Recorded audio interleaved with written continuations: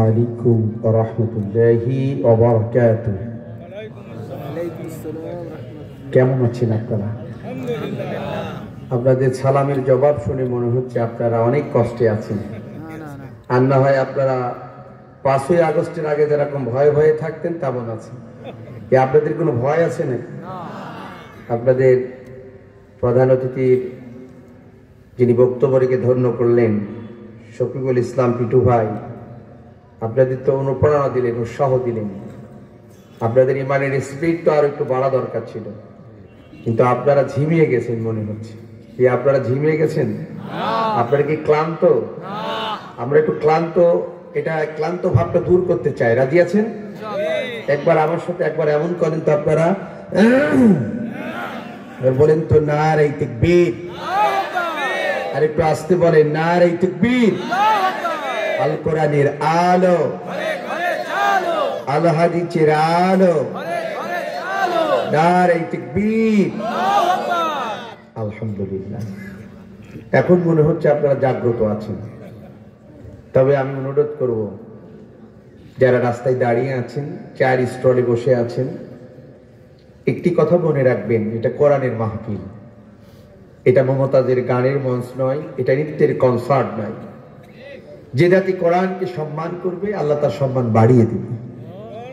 তা আমি চাই আমার যেই ভাইয়েরা সাইডে দাঁড়িয়ে আছেন, 1টা ঘন্টা চেয়ে নিলাম। কয় ঘন্টা? আমি আপনাদের ভাই হিসাবে, সন্তান হিসাবে, যদি বলেন পায়ে ধরতে তাও ধরবো, তবু দাঁড়িয়ে থাকা যাবে না। যারা দাঁড়িয়ে আছেন সাইডে 1টা ঘন্টা আসেন, এরপর আপনারা চলে যান, কোনো সমস্যা নেই। 1 ঘন্টা রাজি আছেন? থাকতে রাজি আছেন তো? আমি আমার সামনে যারা দাঁড়িয়ে আছে দেখতে পাচ্ছি, অনেকেই দাঁড়িয়ে আছে, আবডালে আছে, সমস্যা নাই। আপনি সম্মান করবেন না, আল্লাহ আপনাকে বেইজ্জতি করবে। আপনি ঠিকই পাবেন না কোন দিক থেকে আপনাকে বেইজ্জতি করবে, আপনি বুঝতেই পারবেন না। যারা দাঁড়িয়ে আছেন সাইডে, যারা দাঁড়িয়েছেন বসুন, এসে একটু ভালোবাসা, আরো ভালো লাগবে। আসেন। স্বেচ্ছাসেবক যারা আছে, 2-1 সাইডে থাকা, মানে মোটরসাইকেল চুরি টুরি না হয়, কিন্তু চোর অনেক জায়গায় জানাজার নামাজে মোবাইল চুরি হচ্ছে, মাহফিলও চুরি হচ্ছে, ঠিক কিনা? এই জন্য আমি আপনাদেরকে বলতে চাই, এই বিষয়ে সজাগ থাকবেন। স্ট্রং একটি কমিটি যারা এখানে মোটরসাইকেল রেখে আপনাদেরকে মাহফিল শুনছে, সচেতনতার সাথে দায়িত্ব পালন করার জন্য কয়েকজনকে দিয়ে বাকিটা এখানে বসেন। আপনারা বসেন, বসেন, হয় এখানে বসেন না সামনে বসেন, দাঁড়িয়ে থাকা যাবে না। এখানে আসেন, অনেকে বসা যাবে যদি পেছনে জায়গা না থাকে। জি, আমরা আর কথা না বলি, আর কথা না বলি। জি, আসসালামু আলাইকুম ওয়া রাহমাতুল্লাহি ওয়া বারাকাতুহু। আলহামদুলিল্লাহ, আলহামদুলিল্লাহি নাহমাদুহু ওয়া নাস্তাঈনুহু ওয়া নাস্তাগফিরুহু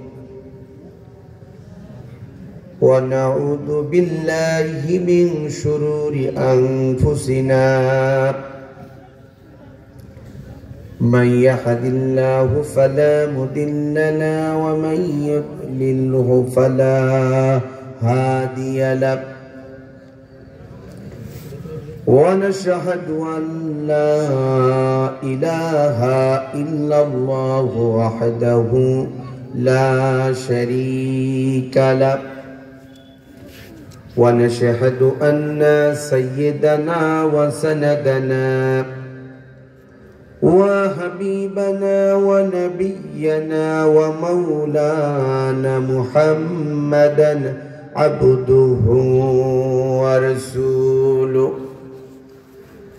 أما بعد فأعوذ بالله من الشيطان الرجيم. بسم الله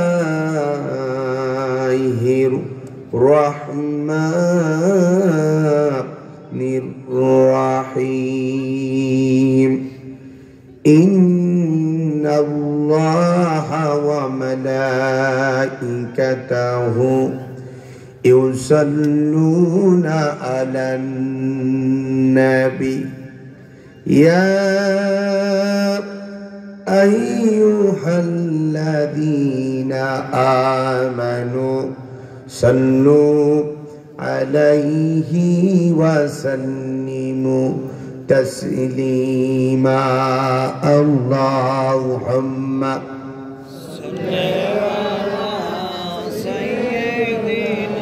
مولانا محمد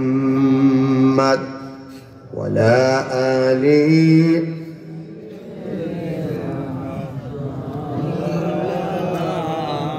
ভাইজান আমার রাসূলের শানে দুরূদ পড়লে কি গুনাহ হবে? তাহলে হৃদয় উজাড় করে মনের আবেগ অনুভূতি দিয়ে আমরা সেই রাসূলের শানে দুরূদ পড়ি। আল্লাহুম্মা সাল্লি আলা সাইয়্যিদিনা মাওলানা মুহাম্মদ ওয়ালা আলি সাইয়্যিদিনা বদর উহুদ প্রান্তরে কোরআন নিয়ে অন্তরে জীবন যারা করেছিল দান, এই হাজার বছর পরে আজ সেই কোরআনের তরে আমার গান তাদের পথে করেছে আহ্বান, আমার গান তাদের পথে করেছে আহ্বান। আজকে কেন আমার দেশের পথে প্রান্তরে আল কোরআনের পাখিগুলোর রক্ত ঝরে? কে আছো আজ তুমি জেগে ওঠো নওজোয়ান, আল কোরআনের জন্যে তোমার কাঁদে নাকি প্রাণ? বদর উহুদ প্রান্তরে কোরআন নিয়ে অন্তরে জীবন যারা করেছিল দান, এই হাজার বছর পরে আজ সেই কোরআনের তরে আমার গান তাদের পথে করেছে আহ্বান, আমার গান তাদের পথে করেছে আহ্বান।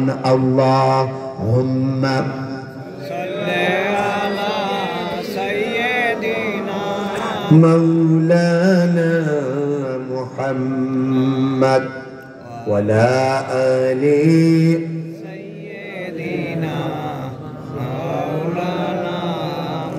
एक हाथ में कुरान हो और एक हाथ में तलवार हो, एक हाथ में कुरान हो और एक हाथ में तलवार हो, क़ुव्वते बाजू हाकार क़ुव्वते ईमान हो, बलागल उला बिकमालिही कशफत दुजा बिजमालिही हसनत जमीउ खिसालिही सल्लु अलैहि व आलिही। আলহামদুলিল্লাহ, বাংলাদেশের একটি ঐতিহ্যবাহী জেলা যার নাম হলো চুয়াডাঙ্গা। সেই চুয়াডাঙ্গা জেলার মধ্যে একটি ঐতিহ্যবাহী গ্রাম নাম হলো বঙ্গসপাড়া। স্বপ্নপূরণ স্পোর্টিং ক্লাবের উদ্যোগে আয়োজিত আজকের প্রথম বার্ষিক ওয়াজ মাহফিল। মঞ্চে উপস্থিত আছেন আজকের এই মাহফিলের সম্মানিত সুযোগ্য সভাপতি, অত্র এলাকার জামে মসজিদের সম্মানিত ইমাম জনাব মাওলানা হাবিবুর রহমান সাহেব। আল্লাহ পাক রব্বুল আলামিন মুহতারামকে হায়াতে তৈয়বা দান করুক, বলেন আমিন। আজকের এই মাহফিলের প্রধান অতিথির আসনে অলঙ্কৃত করে যিনি আপনাদেরকে ধন্য করেছেন, এই চুয়াডাঙ্গা জেলার মাটি ও মানুষের সকলের সুপরিচিত বাংলাদেশ জাতীয়তাবাদী দল বিএনপির সাংগঠনিক সম্পাদক জনাব মোহাম্মদ শফিকুল ইসলাম পিটু ভাই। আল্লাহ পাক রব্বুল আলামিন মুহতারামকে হায়াতে তৈয়বা দান করুক, বলেন আমিন। এছাড়াও মঞ্চে বসে আছেন আমন্ত্রিত অতিথিবৃন্দ সহ জাতির শ্রেষ্ঠ সন্তান উলামা হযরত। আমার সামনে রয়েছেন ইসলাম প্রিয় কোরআন প্রেমিক আল্লাহ সুবহানাহু ওয়া তাআলার প্রিয় বান্দা, পর্দার অন্তরালে রয়েছে আমার অবুঝ সরলা মা ও বোনেরা, সকলের প্রতি আমার হৃদয় নিংড়ানো ভালোবাসা এবং সালাম। আসসালামু আলাইকুম ওয়া রাহমাতুল্লাহি ওয়া বারাকাতুহু। আলোচনার শুরুতেই আমি আপনাদেরকে সর্বপ্রথম জিজ্ঞাসা করতে চাই, আপনারা সকলে কেমন আছেন? বলেন তো, ভালোবাসার বহিঃপ্রকাশ আসতে হয় না জোরে হয়? আপনারা কেমন আছেন? শুকরান। যে আল্লাহ পাক রব্বুল আলামিন আমাকে আপনাকে ভালোবেসে ভালো রেখে জাতির এই ক্লান্তি লগ্নে, জাতির এই দুর্দিনে আরামের ঘুমটাকে হারাম করে ধুলাবালির মধ্যে বসে দীর্ঘক্ষণ কোরআনের কিছু কথা বলার এবং শোনার যে মনিব, যে রব আমাকে আপনাকে সুযোগ তৈরি করে দিলেন, এই জন্য সেই মহান রব্বি কারীমের দরবারে তারই দেওয়া পবিত্র জবান দিয়ে সম্মিলিত কণ্ঠে আমরা আরেকটি বার শুকরিয়া আদায় করি, বলি আলহামদুলিল্লাহ। লাখো কোটি দুরূদ ও সালাম আমরা জ্ঞাপন করি সেই নবীর প্রতি, যে নবীর সুপারিশ ছাড়া কোনো মানুষ জান্নাতে যেতে পারবে না, যে নবীর আগমনের মধ্য দিয়ে গোটা পৃথিবীটা আলোয় আলোকিত হয়েছিল, যিনি ছিলেন সর্বকালের সর্বশ্রেষ্ঠ রাজনীতিবিদ, যিনি ছিলেন সর্বকালের সর্বশ্রেষ্ঠ রাষ্ট্রনায়ক, যিনি ছিলেন সর্বকালের সর্বশ্রেষ্ঠ বিচারক, যিনি ছিলেন সর্বকালের সর্বশ্রেষ্ঠতম চরিত্রের অধিকারী, যিনি হাজারো নির্যাতন নিপীড়ন সহ্য করে গোটা পৃথিবীর মানচিত্রে সোনালী সমাজ কায়েম করে গোটা বিশ্বের মানুষদেরকে শান্তির বার্তা দিয়েছেন। তিনি আর কেউ নয়, তিনি হলেন আমাদের নবী, আখিরি জামানার পয়গম্বর, সৈয়দুল মুরসালিন, রাহমাতাল লিল আলামিন, সরকারে দো আলম জনাবে মুহাম্মদুর রাসূলুল্লাহ। সবাই বলেন সাল্লাল্লাহু আলাইহি ওয়াসাল্লাম।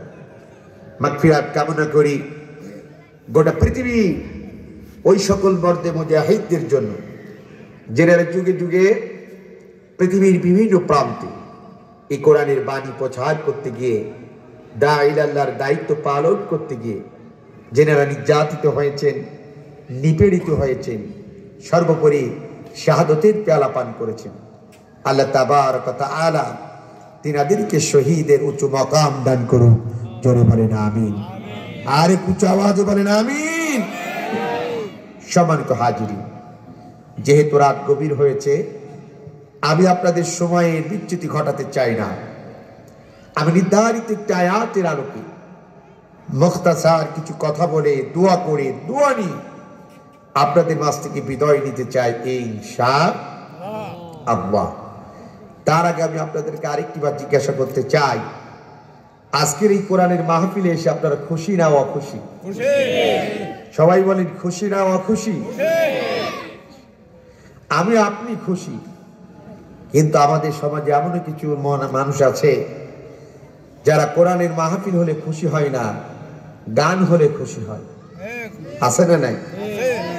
আপনার আমাদের এই এলাকায় নাই, আছে না? আপনাদের কেন আছে? এই যে বঙ্গসপাড়ায় স্বপ্নপুর স্পোর্টিং ক্লাবের যুবকেরা যদি মাহফিল দিয়ে আজকে গানের মঞ্চ তৈরি করত, এই মাটি লোকে জায়গা দেওয়া যেত? কথা বলেন না, কেন জায়গা দেওয়া যেত?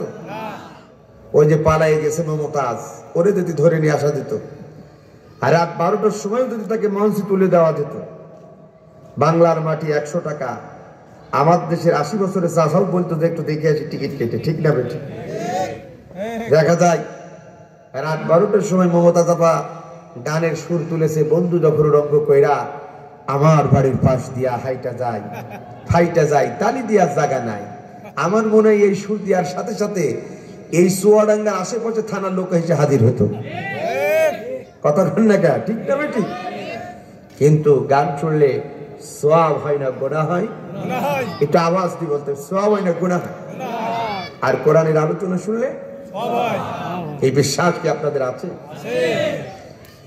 চুয়াডাঙ্গা জেলার ভাইরা আমার, এরপরও আমরা লক্ষ্য করে দেখেছি যেখানে নৃত্যের কনসার্ট হয়, গানের কনসার্ট হয়, হাজারো মানুষের পদচারণায় মাঠ মুখরিত হয়ে যায়, লাখো লাখো মানুষ সেখানে ভিড় করে। কিন্তু চুয়াডাঙ্গা জেলার ভাইরা আমার, ওই নৃত্যের কনসার্ট বা গানের কনসার্টে হাজারো জনতার মধ্যে থেকে যদি একজন দাঁড়িয়ে কোন শিল্পীকে যদি প্রশ্ন করে, শিল্পী বলো তো দেখি, বহুদূর থেকে তোমাদের এই গান শুনতে এসেছি, এই গান শোনার কারণে আল্লাহ রাব্বুল আলামিন আমাদের আমলনামায় কোনো সওয়াব দেবে কিনা একটি বার বলো। তারা কি কোনো উত্তর দিতে পারবে? একটু আওয়াজ দিয়ে বলেন, পারবে? তারা কিন্তু কোনো উত্তর দিতে পারবে না। কিন্তু এই বঙ্গসপাড়া স্বপ্নপূরণ স্পোর্টিং ক্লাবের উদ্যোগে যারা আজকে কোরআনের মাহফিলের আয়োজন করেছে, হয়তো বা লাখো জনতা নেই, হাজারো মানুষের পদচারণায় মাঠ মুখরিত নেই, আমরা মুসলিমই কয়েকজন মুসলমান এখানে একত্রিত হয়েছি। আর আপনাদের মধ্যে থেকে যদি একজন দাঁড়িয়ে আমাদেরকে প্রশ্ন করেন, হুজুর বুঝলাম গান শুনলে সওয়াব হয় না, গুনাহ হয়, আমরা যারা আরবের কোনটাকে হারাম করে এই গভীর রজনী পর্যন্ত আল্লাহ রাব্বুল আলামিন কোরআনুল কারীমের আলোচনা শুনতে দেখছি, এই কোরআনুল কারীমের আলোচনা শোনার কারণে আল্লাহ পাক রব্বুল আলামিন আমাদের আমলনামায় কোনো সওয়াব দেবে কিনা একবার বলেন। আমরা কি কোনো উত্তর দিতে পারবো কিনা বলেন? তবে বলেন, পারবো কিনা? নিশ্চয় পারবো মুসলমান। তার কারণ হলো আমার নবী জীবনে কখনো মিথ্যা কথা বলে নাই, কাউকে মিথ্যা প্রতিশ্রুতি দেয় নাই। সে আখিরি জামানার পয়গম্বর জনাবে মুহাম্মদুর রাসূলুল্লাহ সাল্লাল্লাহু আলাইহি সাল্লাম বলেছেন, ও আমার উম্মতেরা তোমরা শুনে যাও, যেই ময়দানগুলোতে আল্লাহর কোরআন তেলাওয়াত করা হয়, যেই ময়দানগুলোতে আমি নবীজির বাণী তেলাওয়াত করা হয়, ওই ময়দানগুলোতে যদি কোনো মানুষ বসতে পারে, যতক্ষণ পর্যন্ত কোরআনের আলোচনা চলবে, আমার নবী বলেছেন ততক্ষণ পর্যন্ত আল্লাহ পাক রব্বুল আলামিন ওই ময়দানগুলোতে আসমান থেকে নূরে সাকিনা রহমতের বৃষ্টি আল্লাহ ওখানে নাজিল করতে থাকবে। শুধু কথা বলেন শেষ নয়, আমার নবী বলেছেন, আমার উম্মতেরা তোমরা শুনে যাও, যেই ময়দানগুলোতে আল্লাহর কোরআন তেলাওয়াত করা হয়, যেই ময়দানগুলোতে আমি নবীজির বাণী তেলাওয়াত করা হয়, ওই ময়দানগুলোতে যদি কোনো মানুষ বসতে পারে, যতক্ষণ পর্যন্ত কোরআনের আলোচনা চলবে, আমার নবী বলেছেন ওই ময়দানে যারা বসবে ততক্ষণ পর্যন্ত আল্লাহ পাক রব্বুল আলামিন তাদের আমলনামায় প্রতিটা সেকেন্ডে, প্রতিটা মিনিটে, প্রতিটা ঘন্টায় সওয়াব লিখতে থাকবে। সুবহানাল্লাহ, কি বরকতপূর্ণ মজলিস হচ্ছে কোরআনের মজলিস। এরপর আমরা কপাল পোড়া জাতি, সেখানে যেতে চাই না। কত বলেন ঠিক কিনা? আবার একটা সময় শুনে রাখো, অনেকে যেতে চাইতো কিন্তু অনেকে যেতে দেওয়া হতো না। অনেকেই মাহফিল শুনতে চাইতো, কিন্তু অনেক সময় দেখা যায় মাহফিল গুলোকে 144 আইন জারি করে বন্ধ করার ষড়যন্ত্র করতো। কথা বলে ঠিক কিনা? একটা সময় আমাদের বুকের মধ্যে রক্তের খরচতা বয়ে যেত, তবু যেন আমরা কাউকে কিছু বলতে পারি না। কিন্তু পাঞ্জেরি রাত পোহাবার কত দেরি, এই জাতি আর কতকাল ঘুমিয়ে থাকবে? তাই তো সেই ঘুমন্ত জাতিকে জাগ্রত করার জন্য ওই যে রংপুরের আবু সাঈদ, ঢাকার গুপ্তর মতন তরুণেরা, তারা ওই কবির কবিতা অনুযায়ী জাগ্রত হয়ে বলেছিল, আমরা যদি না জাগি মা, কেমনে সকাল হবে? তোমার ছেলে উঠলে মাগো রাত পোহাবে তবে। তারা জাগ্রত হয়েছে, তারা দুর্বার একটি আন্দোলন গড়ে তুলেছে, একটি ফ্যাসিস্ট সরকারের পতন হয়েছে। এটা তিনি শ্রেষ্ঠ সন্তানদেরকে উন্মুক্ত ভাবে কথা বলার অধিকার ফিরিয়ে দিয়েছে। কথা বলে ঠিক কিনা? আমার ভাইরা, আমার কোরআনুল কারীম আল্লাহ তাআলার কিতাব, সেই কিতাবের আলোচনা শুনতে দেওয়া হবে, শুনতে দিতে হবে, শোনার পরিবেশ তৈরি করে দিতে হবে। কোন রকম বাধা দেওয়া, ষড়যন্ত্র করা, মুনাফিকি করা যাবে না। ঠিক কিনা বলেন? কিন্তু আমাদের দেশে আছে না নাই?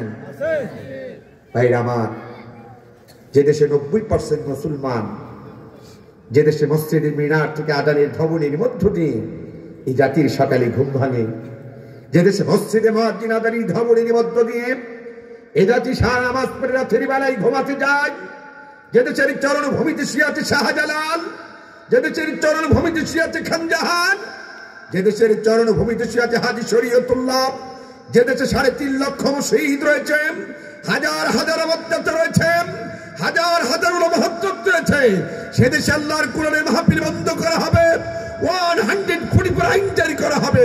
এ জাতি সেটা মেনে নিতে পারে না। কথা বলেন ঠিক কিনা? কিন্তু আজ আমরা একটা সময় এগুলো মেনে নিতে হয়েছে। কথা বলেন ঠিক কিনা? যারা এই বাড়াবাড়ি করত তারা কোথায় বলেন? কোথায়? একটা কথা মনে রাখবেন, আল্লাহ ছাড় দেয় কিন্তু ছেড়ে দেয় না। বলেন আল্লাহ কি দেয়? বলেন ছাড় দেয় কিন্তু ছেড়ে দেয় না। যুগে যুগে ইতিহাস দেখবেন, যারা পৃথিবীতে মানুষের প্রতি জুলুম করেছে, নির্যাতন করেছে, নিপীড়ন করেছে, স্বৈরতন্ত্র অনুভাব নিয়ে চলেছে, এই পৃথিবীতে কোন রাজা বাদশাহ তারা সম্মানের সাথে তারা এই জাতির কাছ থেকে বিদায় নিতে পারে নাই। হয় তার অপমানিত হয়েছে, লাঞ্ছিত হয়েছে, না এটাকে দুনিয়ার থেকে চিরতরে খতম হতে হয়েছে। কথা বলে ঠিক? এই জন্য সাবধান, আমরা এই স্বৈরতন্ত্র মনোভাব নিয়ে আল্লাহর কোরআন, এটা তো কোনো দলের দলীয় গ্রন্থ নয়। আচ্ছা, এটা কি কোনো দলের দলীয় গ্রন্থ? এটা বাংলাদেশে তবলিগ জামাত বলেন, চরমনা বলেন, আট্টসি বলেন, দাওয়ানবাগি বলেন, জাসদ বলেন, বাসদ বলেন, কমিউনিস্ট বলেন, বাংলাদেশ জামাত ইসলামী বলেন, জাতীয়তাবাদী দল বলেন, এরপর আওয়ামী লীগ বলেন, কোন দলের কি নির্দিষ্ট কিতাব? কোরআনটা কার? একটু আওয়াজ দিতে হবে, কার? এবং এই কোরআন এমন একটি কিতাব, এমন একটি গাইড, এমন একটি গ্রন্থ যার মধ্যে এক কিঞ্চিত পরিমাণ কোনো ভুল নাই। সুবহানাল্লাহ বলবেন? সুবহানাল্লাহ। তার জ্বলন্ত প্রমাণ আমি আপনাদেরকে দ্বিমূল আলোচনার দিকে দিতে চাই। ও চুয়াডাঙ্গাবাসী, আমার দিকে তাকান। এই কোরআনুল কারীম কেমন কিতাব একটু ধারণা দিতে চাই। আমি কিন্তু একটি ইউনিভার্সিটির স্টুডেন্ট ছিলাম, মাদ্রাসায় পড়াশোনা করেছি, ইউনিভার্সিটিতে পড়ার সৌভাগ্য আল্লাহ আমাকে দিয়েছে। কিন্তু চুয়াডাঙ্গা জেলার ভাইয়ের আমার দিকে তাকান, আমি যখন ইউনিভার্সিটিতে পড়তাম, ওই ইউনিভার্সিটির কেন্দ্রীয় লাইব্রেরি থেকে আল্লাহ পাক রব্বুল আলামিন তার এই গোলামটাকে এই পৃথিবীর অসংখ্য রাইটারদের বই পড়ার সুযোগ আমাকে দিয়েছে। আমি কবিদের কবিতা পড়েছি, সাহিত্যিকদের সাহিত্য পড়েছি, প্রবন্ধ রচনাকারীদের প্রবন্ধ পড়েছি, রাজনীতিবিদদের বই পড়ার সুযোগ আল্লাহ আমাকে দিয়েছে।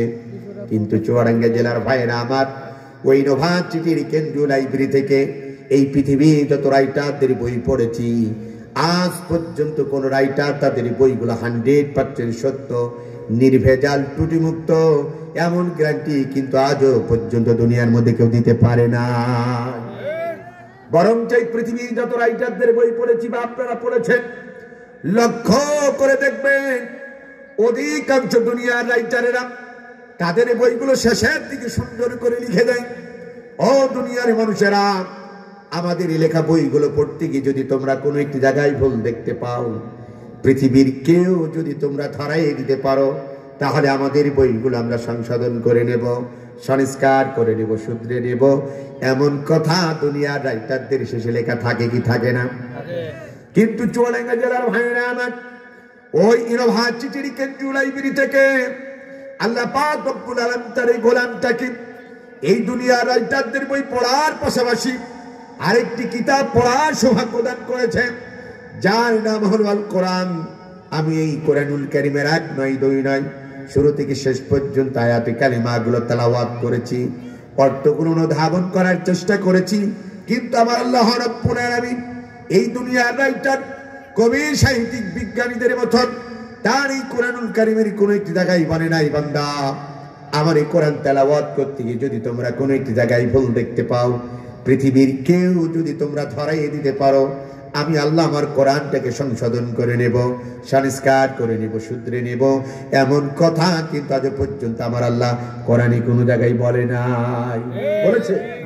বরং আমার আল্লাহ জানে মানুষ বড় চালাক, যার কারণে এই কোরআনুল কারীম নাজিল করার শুরু লগ্নে আজ থেকে 1450 বছর আগে গোটা পৃথিবীর বিজ্ঞানী, কবি, সাহিত্যিক, রাজনীতিবিদদের জন্য তিনি ওপেন চ্যালেঞ্জ শুনে বললেন, যালিকাল কিতাব লা রাইবা ফীহি, এই কোরআন হচ্ছে সেই কিতাব, এই কোরআন হচ্ছে সেই গ্রন্থ যার শুরু থেকে শেষ পর্যন্ত কোনো একটি জায়গায় এক কিঞ্চিত পরিমাণ ভুল কিয়ামত পর্যন্ত কোনো মানুষ চেষ্টা করে দেখাতে পারবে না। সুবহানাল্লাহ বলেন। সেই কিতাবের নাম কি? জোরে বলেন। সেই কোরআন তেলাওয়াত বা তার আলোচনা শোনা তাহলে ভালো না খারাপ? আর বন্ধ করা আরো বড় ঠিক কি ভালো না? আমাদের চুয়াডাঙ্গা জেলায় এরকম ফেরেশতা মানে এরকম শয়তান লোক একটাও নাই যে মাহফিল বন্ধ করে না। ছিল। সাবধান। একটি কথা বলে যেতে চাই, বলে আমি মূল আলোচনার দিকে যেতে চাই। কষ্ট হচ্ছে নাকি? আমার ভাষা কি বুঝতে কষ্ট হচ্ছে? আমি কিন্তু আপনাদের এলাকারই সন্তান। হয়তো এখানে নাম লিখেছে কুষ্টিয়া, কিন্তু আমি দেখে ফেলেছি আমার পেছনে একজন বসে আছে, সেরেন ওনারে মাওলানা হাফেজ কি ও কিন্তু আমার বন্ধু, মাদ্রাসা কমি মাদ্রাসার ফ্রেন্ড। আমি পরবর্তীতে আলিয়াতে পড়ছি, ইউনিভার্সিটিতে পড়ছি। আমি দেখলাম ওর হাটে আসতে দেখতে, আলহামদুলিল্লাহ, আল্লাহ তাকে কবুল করুক বলেন আমি। আমার বাসা হচ্ছে জীবননগর। কোথায়? জীবননগর। আমি 95 সাল থেকে সেটেল হচ্ছে চুয়াডাঙ্গা, ওই কুষ্টিয়া ভেড়ামারা। কোথায়? ভেড়ামারা। তবে আমি আপনাদের এলাকার সন্তান, আমার ভাষা বুঝতে হয়তো সমস্যা হবে না, হবে? অত্যন্ত টায়ার্ড এবং ক্লান্ত অবস্থায় আছি। গতকালকে মাহফিল করছি সিলেটের মৌলভীবাজার, সেই রাজনগর থানা প্রোগ্রাম করে সারা রাত সারা দিন রাস্তার কাজ হচ্ছে সিলেটের ডাইট করে 7 ঘন্টা জ্যামে পড়ছিলাম। কয় ঘন্টা? অনেক ক্লান্ত শ্রান্ত অবস্থায় আছে। তবু আমি মনে হয় ভাঙ্গা কণ্ঠটি কথা বলতেছি, তাও হয়তো বা আপনাদের বুঝতে সমস্যা না হওয়ারই কথা। কি শেষ পর্যন্ত থাকতে রাজি আছেন তো ইনশাআল্লাহ? একটু শোনেন, ভালো লাগবে ইনশাআল্লাহ, আশা রাখি। তাহলে কোরআন কারীম আল্লাহ তাআলার কিতাব, এটি তো কোনো সন্দেহ নাই। এটা শুনবেন, শোনার পরিবেশ তৈরি করবেন। ইতিহাসের পাতার দিকে একটু চোখ বোলান, একটু জাস্ট আপনাদের চোখ বোলানোর জন্য নিয়ে যাচ্ছি। দেখেন, নবী করিম সাল্লাল্লাহু আলাইহি সাল্লাম অসভ্য জাতিকে সভ্য বানানোর জন্য তিনি অস্ত্রবাজি করে নাই, বোমাবাজি করে নাই, চরিত্রের মাধুর্যতা দিয়ে কোরআনের এই বাণী শুনিয়ে শুনে পথহারা মানুষগুলোকে ইসলামের সুশীতল পতাকা তলে আনতেন। ঠিক কিনা বলেন? ঠিক। নবী করিম সাল্লাল্লাহু আলাইহি সাল্লাম এই কোরআনের কথাগুলো যখন লোকদেরকে শোনাতে চাইতেন, ওই জামানায় একটা ছেলে ছিল, তার নাম ছিল ওলীদ ইবনে মুগীরা। কি নাম বললাম? কথাটা মনে রাখবেন। কি নাম বললাম? ওলীদ ইবনে মুগীরা। এই ছেলেটি নবীজি যেখানেই কোরআনের কথা বলতে চাইতেন, লোকদেরকে বলতো, খবরদার মুহাম্মদের কথা শুনবা না, ওটা পাগল। নাউজুবিল্লাহ বলবেন না? আল্লাহ নবীকে পাগল বলতেন, লোকদেরকে ভয় দেখাতেন, ভীতসন্ত্রস্ত করতেন। খবরদার মুহাম্মদ সাল্লাল্লাহু আলাইহি সাল্লামের কোনো কথা তোমরা শুনবা না। আল্লাহ নবীকে যখন এই কথা বলতেন, নবীজি একজন মনটা খারাপ হয়ে গেল। কি হলো বলেন? আল্লাহ নবীর মন খারাপ হয়ে গেল। আল্লাহ পাক রব্বুল আলামিন ওহী নাযিল করলেন। কি নাযিল করলেন? সূরা কালাম 13 নম্বর আয়াত, 13 থেকে 19 নম্বর আয়াত পর্যন্ত একটু ব্যাখ্যা বিশ্লেষণ আপনারা একটু পড়াশোনা করবেন। এই 13 থেকে নিয়ে 19 পর্যন্ত আয়াত পর্যন্ত আল্লাহ পাক রব্বুল আলামিন এই ব্যক্তি, এই ওলীদ ইবনে মুগীরা সম্পর্কে আল্লাহ তাআলা 9টা অভিযোগ দিলেন। কয়টা? ওলীদ ইবনে মুগীরা ছিল কাদের, তিনি ছিলেন মিথ্যাবাদী, আমানতের খেয়ানতকারী, তিনি ছিলেন লানত প্রাপ্ত, তিনি ছিলেন চকলখোর, তিনি ছিলেন গীবতকারী, তিনি ছিলেন 9 নম্বর অভিযোগটা ছিল সে তার পিতামাতার বৈধ সন্তান নয়। আল্লাহ আয়াত নাযিল করে বলেছিলেন, উতুল্লিম বা'দা যালিকা জানিম। জানিম শব্দের অর্থ হলো তার মা ঠিক থাকে, বাপ ঠিক থাকে না।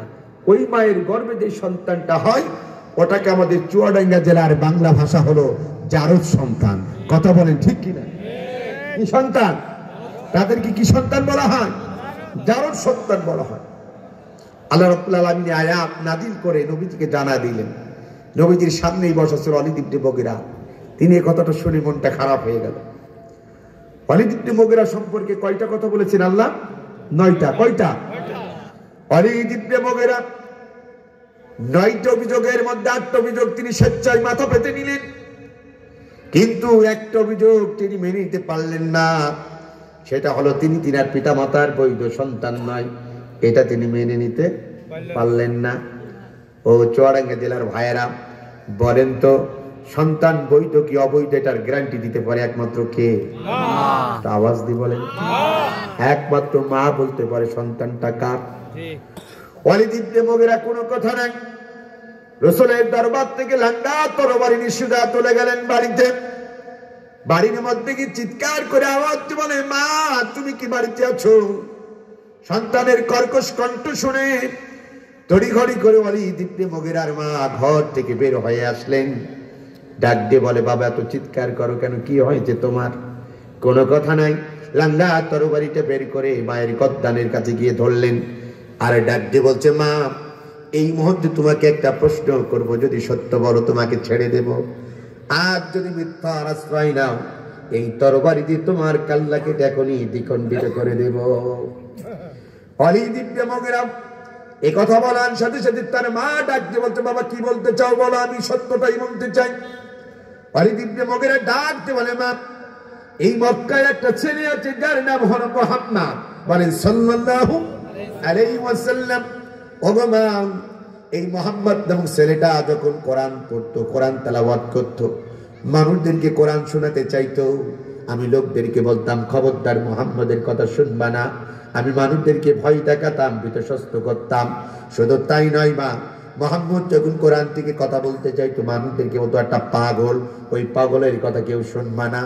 ওগো মা, যার কারণে ওই মুহাম্মদের আল্লাহ আমার প্রতি গুসা হয়ে 9টা অভিযোগ দিয়েছে মা।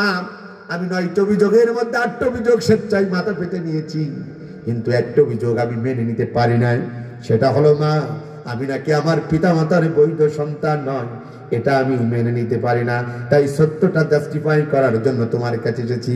সত্য করে বলো আসলে কথা সত্য না মিথ্যা? ওয়ালিদ ইবনে মুগিরার মা ডাক দিয়ে বলছে, বাবা এই মুহাম্মদ নামক ছেলেটাকে ছোটবেলা থেকে চিনি। এই ছেলেটি নবুয়তের আগে মক্কার মানুষের কাছে জনপ্রিয়তা অর্জন করেছে। এই মক্কার কাফেররা তাকে আলামিন বলে ডাকতো, সাদিক বলে ডাকতো, আমার অদ্দার বলে ডাকতো। জীবনে কখনো মিথ্যা কথা বলে নাই, কাউকে মিথ্যা প্রতিশ্রুতি দেয় নাই। তুমি যদি সেই মুহাম্মদের দরবার থেকে শুনে থাকো তুমি তোমার পিতা মাতার বৈধ সন্তান নয়, তাহলে মনে রাখবা এই কথার মধ্যে এক কিঞ্চিত পরিমাণ কোনো ভুল নাই। ওয়ালিদ ইবনে মুগিরা টাসকি খেয়ে গেলেন, বলেন মা বলো কি? বলে হ্যাঁ। বলছে তোর বাবার নাম ছিল ওয়ালিদ, তোর বাবার নাম ছিল মুগিরা। কি নাম বললাম? মুগিরা। এই মক্কার বিশাল বড় একটা নেতা ছিল, অনেক সম্পত্তির মালিক ছিল। তোর বাবা অনেক অবৈধভাবে সম্পদ অর্জন করেছিল। দেখবেন যারা অবৈধ নেতা অবৈধ সম্পদ অর্জন করে, এরা তাদের নিজ স্ত্রীকে মূল্যায়ন করে না, পরনারীকে রাতের শয্যা বানাতে পছন্দ করে। কথা কন ঠিক কিনা? ওয়ালিদ ইবনে মুগিরার মা বলছে, বাবা তোর বাবা ছিল অনেক সম্পত্তির মালিক, মক্কার বড় একজন নেতা। আমি যে তার স্ত্রী, আমাকে কখনো মূল্যায়ন করতো না। তোর বাবা তোর প্রতীকের মতন দিনের প্রতি রাতের পর রাত আমি পচ্ছি বসে থাকতাম, কিন্তু তোর বাবা আমাকে মূল্যায়ন করতো না। পরনারীর আনন্দ করতো, ফুর্তি করতো, কিন্তু বাবা আমি তো একটা নারী, আমারও তো একটা যৌবনের চাহিদা ছিল। তোর বাবা আমাকে সময় না দেওয়ার কারণে, পরনারী মস্তি করার কারণে তোর বাবার একটা চাকর ছিল, আর তোর বাবা আমাকে সময় না দেওয়ার কারণে তোর বাবার চাকরটাকে আমি ডেকে নিতাম, যখনই মন চাইতো কাছে ডাকতাম, তার সাথে মিলামিশা করতাম, যার ফলশ্রুতিতে এই পৃথিবীর মধ্যে তুই ভূমিষ্ঠ হয়েছিস। তুই যে তোর পিতা মাতার বৈধ সন্তান নয়, ওই মুহাম্মদের আল্লাহ মুহাম্মদের মাধ্যম দিয়ে ওহী নাযিল করে যে জানিয়েছে, উতুল্লিম বাদা যালিকা জানিম, এই কথার মধ্যে এক কিঞ্চিত পরিমাণ কোনো মিথ্যা কথা নেই। ও চুয়াডাঙ্গা জেলার ভাইয়েরা, এই কথা দ্বারা এটাই প্রমাণিত করতে চাই, এই পৃথিবীতে নবী রাসূল আর আইবে না। তৎকালীন যুগে আল্লাহর নবীর কোরআন শুনতে লোকদেরকে বাধা দেওয়ার কারণে, কোরআনের কথা যারা শুনতে চায় তাদেরকে ভীতসস্ত করার কারণে, আল্লাহর নবী কোরআন থেকে কথা বলার কারণে মানুষদেরকে পাগল বলার কারণে আল্লাহ পাক রব্বুল আলামিন ওই ব্যক্তির চরিত্রকে কিয়ামত পর্যন্ত মোচন করে দিলেন। আমি মনে করি এই বাংলাদেশটাই গোটা পৃথিবীর মধ্যে যেখানে এই কোরআনের কথা হবে, আর ওই জায়গায় যারা বাধা দেবে, এগুলো নিয়ে যারা ষড়যন্ত্র করবে, এই আয়াত দ্বারা ব্যাখ্যা দ্বারা এটাই প্রমাণিত হয়, যারাই ষড়যন্ত্র করবে বাধা দেবে, ওরাও হচ্ছে তাদের পিতামাতার বৈধ সন্তান হতে পারে না। তারাও হচ্ছে ওলীদ ইবনে মুগীরার মতন যার সন্তান কথা বলে ঠিক কিনা? অতএব সাবধান, শাহজালালের পুণ্যভূমিতে, খানজাহানের পুণ্যভূমিতে, আজি শরীয়তুল্লাহর এই পুণ্যভূমিতে, আলেম উলামার এই পুণ্যভূমিতে কোরআনের মাহফিল কোনো ষড়যন্ত্র করা যাবে না। যারা করবে তারা তাদের পিতামাতার বৈধ সন্তান হতে পারে। অতএব সাবধান। কষ্ট হয়, রাগ করেছেন, তাহলে ওদের চরিত্র কোন কোয়ালিটির এটাকে আর আমাদের নতুন করে বলা লাগবে, ব্যাখ্যা দেওয়া লাগবে? তাহলে কোরআনের মাহফিলের পক্ষে না বিপক্ষে? চলে বলেন। এবার আসুন আপনাদের নিয়ে আর দুইটা কথা বলে মূল আলোচনার দিকে যাচ্ছি। একটা আয়াত তেলাওয়াত করব, মুক্তাসার, আপনাদের সময়ের বিচ্যুতি ঘটাবো না, ধৈর্যের বিচ্যুতি ঘটাবো না। আর অল্প সময় কি থাকতে রাজি আছেন? মাশাআল্লাহ। এদিকে তাকান, আমার হাতে এটার নাম কি? আল কোরআন। এই কোরআনুল কারীম কেন পৃথিবীতে আল্লাহ প্রেরণ করেছে, এই ইতিহাস গোটা বিশ্বের মুসলমান আজ ভুলে গেছে। এটা আগে জানা দরকার, এটা জানা আগে দরকার। আমাদের দেশের মানুষেরা অনেকেই মনে করে কোরআনুল কারীম আল্লাহ তাআলা পৃথিবীতে প্রেরণ করেছে তাবিজের কিতাবের জন্য। অনেকেই মনে করে কোরআন নাজিল হয়েছে শুধু ঝাড়ফুঁকের জন্য। কেউ মনে করে কোরআন নাজিল হয়েছে মানুষ মরে যাবে, মাথার কাছে খতম পড়ে 14 গোষ্ঠী সহ জান্নাতে ঢুকাই দেব। আসলে কি তাই? আমার দিকে তাকান, আমার আল্লাহ রাব্বুল আলামিন কি বলছেন? আমার দিকে তাকান, আমার আল্লাহ রাব্বুল আলামিন বলছেন, দুনিয়ার মানুষেরা, আমি আল্লাহ পাক রব্বুল আলামিন যেই 30 পারা কোরআনুল কারীমকে দুনিয়ার মধ্যে প্রেরণ করেছি, বান্দা এটাকে আমি চুমা খাওয়ার জন্য পাঠাই নাই, তাবিজের কিতাবের জন্য পাঠাই নাই, ঝাড়ফুঁকের জন্য পাঠাই নাই। মানুষ মরে যাবে খতম পড়ার জন্য আমি আল্লাহ শুধু কোরআনটাকে দুনিয়াতে পাঠাই নাই। আমি আল্লাহ পাক রব্বুল আলামিন এই 30 পারা কোরআনটাকে দুনিয়ার মধ্যে প্রেরণ করেছি মিনাজ জুলুমাতি ইলান নূর, অন্ধকার থেকে মানুষগুলোকে আলোর পথ দেখানোর জন্য। সুবহানাল্লাহ। জোরে বলা যাবে না সুবহানাল্লাহ? দলিল হলো যে হাফেজ আছে, দলিল হলো সূরাতুল ইব্রাহিমের 1 নম্বর আয়াত, মিনাজ জুলুমাতি ইলান নূর। আমি আল্লাহ 30 পারা কোরআন থেকে দুনিয়ার মধ্যে প্রেরণ করেছি অন্ধকার থেকে, জাহিলিয়াতের পথ থেকে মানুষদেরকে মুক্তি দেওয়ার জন্য। এবার আমাদেরকে জানতে হবে এই কোরআনের বিধান মানলে মানুষের লাভ হয় না ক্ষতি হয়, সওয়াব হয় না গুনাহ হয়? আমার আল্লাহ কি বলে দেখেন, আমার আল্লাহ বলছিল, দুনিয়ার মানুষেরা, আমি আল্লাহ পাক রব্বুল আলামিন যেই 30 পারা কোরআনুল কারীমকে দুনিয়ার মধ্যে প্রেরণ করেছি, বান্দা আমার এই কোরআনের বিধান যদি তোমরা ব্যক্তিগত জীবনে, পারিবারিক জীবনে, সামাজিক জীবনে, রাজনৈতিক জীবনে, আন্তর্জাতিক পরিমণ্ডলে আমার এই কোরআনের বিধান যদি তোমরা মেনে নাও, তোমাদের লাভ কি হবে তোমরা শুনে যাও। আল্লাহ তাআলা লাভের কথাটা বললেন সূরাতুল বাকারার 38 নম্বর আয়াতের মধ্যে। কোন সূরা? সূরাতুল বাকারার 38 নম্বর আয়াত। দলিল নিয়ে যান। আল্লাহ বলছেন, ফামান তাবিয়া হুদায়া ফালা খাউফুন আলাইহিম ওয়ালা হুম ইয়াহজানুন। আল্লাহু আকবার। আল্লাহ রাব্বুল আলামিন বলেন, দুনিয়ার মানুষেরা, আমি আল্লাহ পাক রব্বুল আলামিন যেই 30 পারা কোরআনুল কারীমকে দুনিয়ার মধ্যে প্রেরণ করেছি, বান্দা আমার এই কোরআনের বিধান যদি তোমরা মেনে নাও, আমি আল্লাহ তাআলা তোমাদেরকে নিশ্চয়তা দিলাম, এই দুনিয়ার মধ্যে তোমাদের কোনো টেনশন থাকবে না, চিন্তা থাকবে না। তোমরা চিন্তা মুক্ত, টেনশন মুক্ত সমাজের মধ্যে তোমরা বাস করবা। কথা কার? আল্লাহর। কার বিধান মানলে চিন্তা মুক্ত থাকা যায়, টেনশন মুক্ত থাকা যায়? কার বিধান? কিন্তু আমরা মানি কার? আল্লাহ। এখন তো আমরা শান্তি খুঁজি কেউ অ্যারিস্টটলের মতাদর্শে, কেউ শান্তি খুঁজি লেনিনের আদর্শে, কেউ শান্তি খুঁজি প্লেটোর মতাদর্শে, কেউ শান্তি খুঁজি কার্ল মার্ক্সের মতাদর্শে, কেউ শান্তি খুঁজি কারোর বাবার আদর্শে, কেউ শান্তি খুঁজি কারোর স্বামীর আদর্শে, কেউ শান্তি খুঁজি করে মানুষের তৈরি করা আইনের মধ্যে, কেউ শান্তি খুঁজি কারোর চেতনার মধ্যে। কথা বলেন ঠিক না? কিন্তু চুয়াডাঙ্গা জেলার ভাইয়েরা, এই পৃথিবীতে অ্যারিস্টটল বলেন, প্লেটো বলেন, কার্ল মার্ক্স বলেন, লেনিন বলেন, আর কারোর স্বামী বলেন, আর বাবা বলেন, আর মানুষের তৈরি করা আইন বলেন, এগুলো দিয়ে কিয়ামত পর্যন্ত কোনদিন শান্তি পাওয়া যাবে? কথা কার? জোরে বলেন না কেন, কথা কার?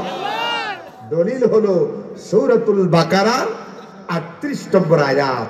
আল্লাহ বলছে, বান্দা শান্তি পেতে চাও, সুখী হতে চাও, সুন্দর সমাজ, সুন্দর রাষ্ট্র এই জাতিকে উপহার দিতে চাও, তাহলে ফামান তাবিয়া হুদায়া ফালা খাউফুন আলাইহিম ওয়ালা হুম ইয়াহজানুন। বান্দা, তাহলে আমি যে কোরআন নাযিল করেছি সেই কোরআনের বিধান তোমরা মেনে। কথা কার? আল্লাহ। এই জন্য এদেশের ইসলামপন্থী মানুষের একটা স্লোগান দেয়, দেখেন তো আপনারা কোনোদিন শুনেছেন কিনা? তিনারা বলেন সব সমস্যার সমাধান। শুনেছেন কোনদিন? এই স্লোগান শুনবেন কোনতে? 17.5 বছর ওই স্লোগান শুনেছেন। কিছু অবৈধ হাটঘাট মারিং করার টাকা পয়সা ইনকাম করেছে, আগামী দিনে নেতা নির্বাচন করবে। কত শোন, 1000 টাকার নোট দিলাম, 2 লিটার তেল দিলাম, 1 প্যাকেট বিরিয়ানি, ওই আমার নাম করে ওই যে চুয়াডাঙ্গার মনে কর ভোজন বিলাস একটা নাম করা হোটেল ছিল এক সময়, ওখানে কি টিকিট দেখালে একটা বিরিয়ানি পেয়ে যাবে, ঠিক না? নেতা নির্বাচন করবে, কর্মী বাহিনী 2 লিটার তেল আর একটা বিরিয়ানি টোকেন আর 1000 টাকার নোটটি চলে গেলি। গিয়ে এবার এদিকে তাকান, গিয়ে এবার চুয়াডাঙ্গা, সারা চুয়াডাঙ্গা মিছিল করছে, অমুক ভাইয়ের চরিত্র ফুলের মতন পবিত্র, দেখে যাই নামাজ পড়ে না একক, তো গাঁজা খায় সাথে। কথা কয় না, আছে না নাই? 17টা বছর এই ভঙ্গান স্লোগান চলেছে, ঠিক না? ঠিক।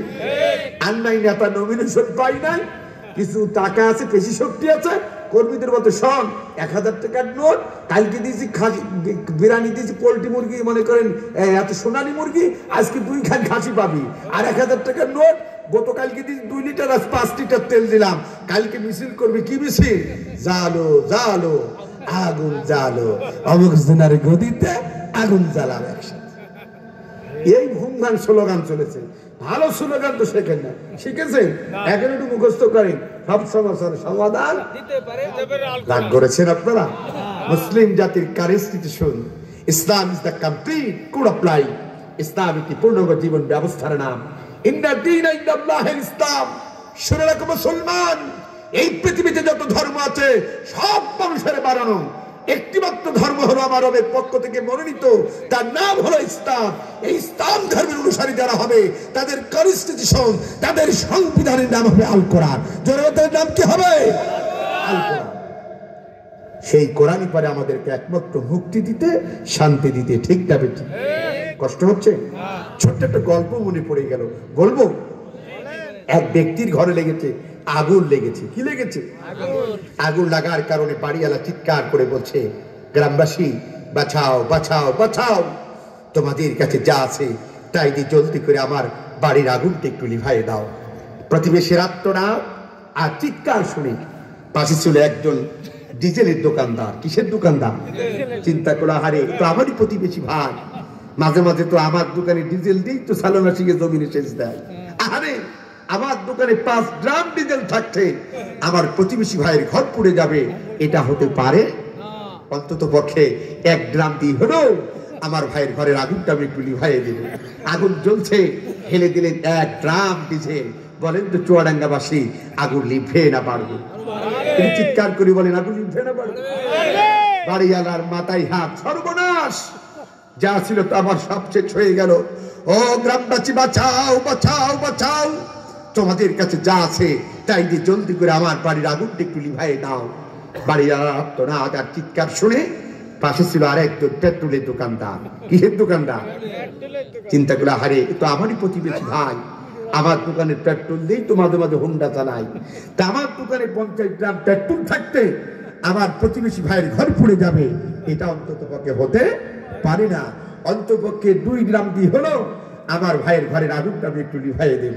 আগুন জ্বলছে, ঢেলে দিলেন 2 ড্রাম পেট্রোল। বলেন তো ভাইরা, আগুন লিভে না পারবে? সবাই বলেন আগুন লিভে না পারবে? আচ্ছা বলেন তো, ওই বাড়ির আগুন লিভানোর জন্য প্রয়োজন ছিল কি? মাশাআল্লাহ, একটু জোরে বলেন, পানি।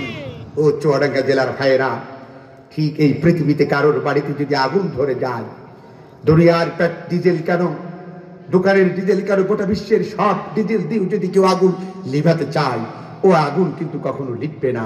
এই পৃথিবীতে যদি কারোর বাড়িতে আগুন ধরে যায়, ওই আগুন দোকানের পেট্রোল কেন, গোটা বিশ্বের সব পেট্রোল দিয়ে যদি কেউ আগুন নিভাতে চায়, ওই আগুন কখনো লিখবে না।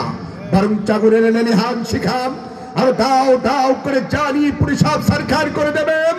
তেমনি করে অশান্ত পৃথিবী থেকে যদি আজ ধর্ষণ বন্ধ দেখতে চান, খুন বন্ধ দেখতে চান, গুম বন্ধ দেখতে চান, আয়না ঘরের মতো জঘন্য ঘর তৈরি করা যদি বন্ধ দেখতে চান, দিনের ভর যদি রাতে বন্ধ দেখতে চান, সন্ত্রাস বন্ধ দেখতে চান, চাঁদাবাজ বন্ধ দেখতে চান, টেন্ডারবাজ বন্ধ দেখতে চান, মাদক বন্ধ দেখতে চান, এই আল্লাহর কোরআন ছাড়া বিকল্প কোনো পথ নাই। কথা বলি ঠিক তবে ঠিক?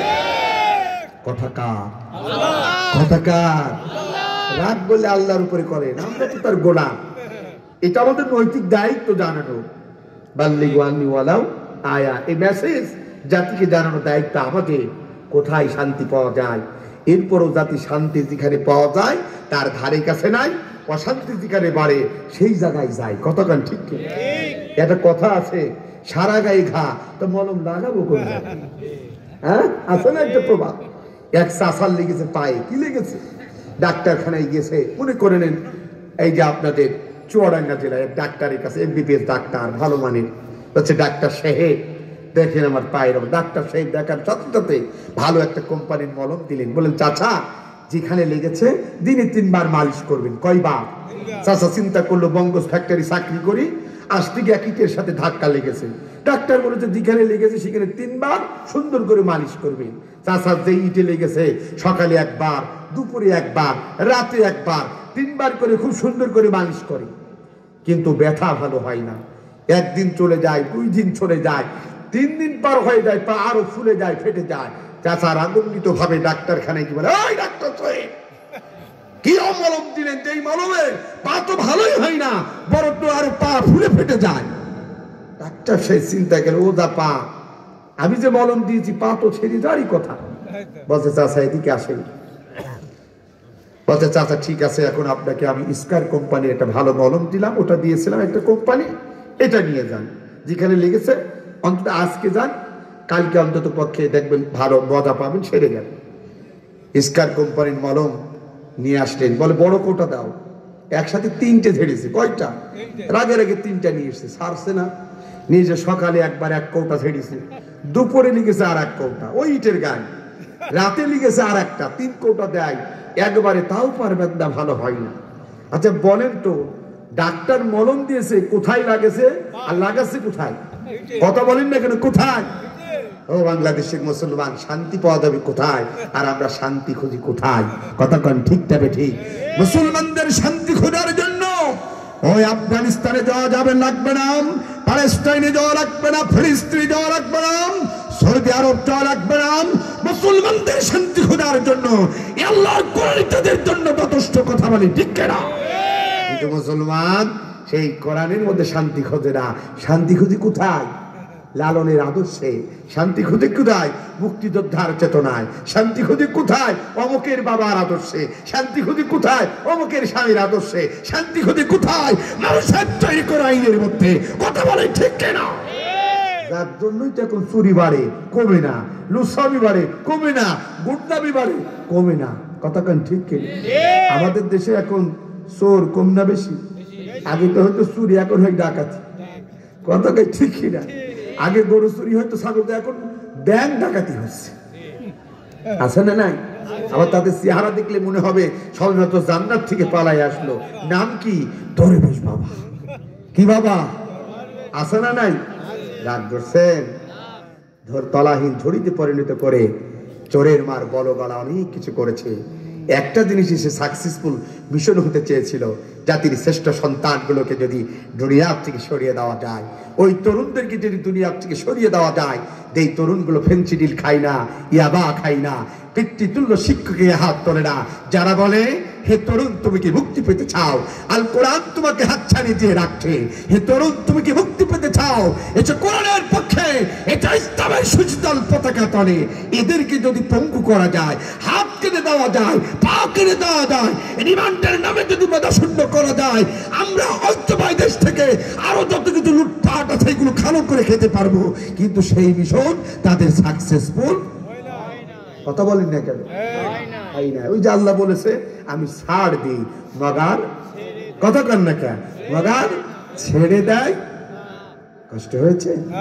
এবার আসুন মূল আলোচনার দিকে যাচ্ছি। আর অল্প সময় থাকতে রাজি আছে? তাহলে আলোচনা শুরুতে 3টা কথা বলেছি, একটু এদিকে স্মৃতিতে নিয়ে আসেন। কিছু মানুষ উঠবে, 2-1 জন দেখবেন, তার মানে দেখবেন বাদটা হচ্ছে আসাহে করবি লাগে। সত্য কথা যখন বলবো অনেক মানুষ আছে দেখবেন এটা মেনে নিতে পারবে না। তারা কারা? যারা চুরি করার অভ্যাস, সন্ত্রাসী করার অভ্যাস, চাঁদাবাজি করার অভ্যাস, সুদ খাওয়ার অভ্যাস, ঘুষ খাওয়ার অভ্যাস, মারিং কাটিংয়ের অভ্যাস। এই কথা যখন বলবো 2-4 জন উঠে যাবে, তাতে কোনো যায় আসে আছে? আমাদের চুয়াডাঙ্গা জেলায় ধান নিড়ানি দিলে পরে আরো ধান ভালো হয়, ঠিক কিনা? মানে আগাছা দূর করলে ফসল কি হয়? অতএব আগাছা মুক্ত যদি কোনো জমিনে ভালো ফসল পেতে হয় তাহলে আগাছা দূর করা দরকার।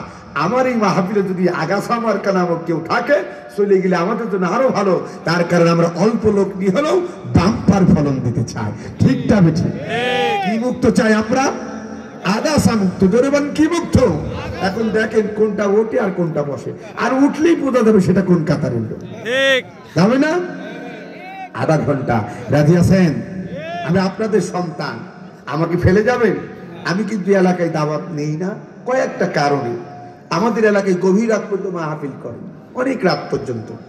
এরপরে আমাদের দেশের আরো কিছু সমস্যা আছে, অনেক এলাকায় মাহফিলে যায়, ভালো লাগে, মেয়েদেরকে দেখা যায় না। আর আমাদের দেশের মাহফিল গুলো হলে মেলা বসে। কি বসে?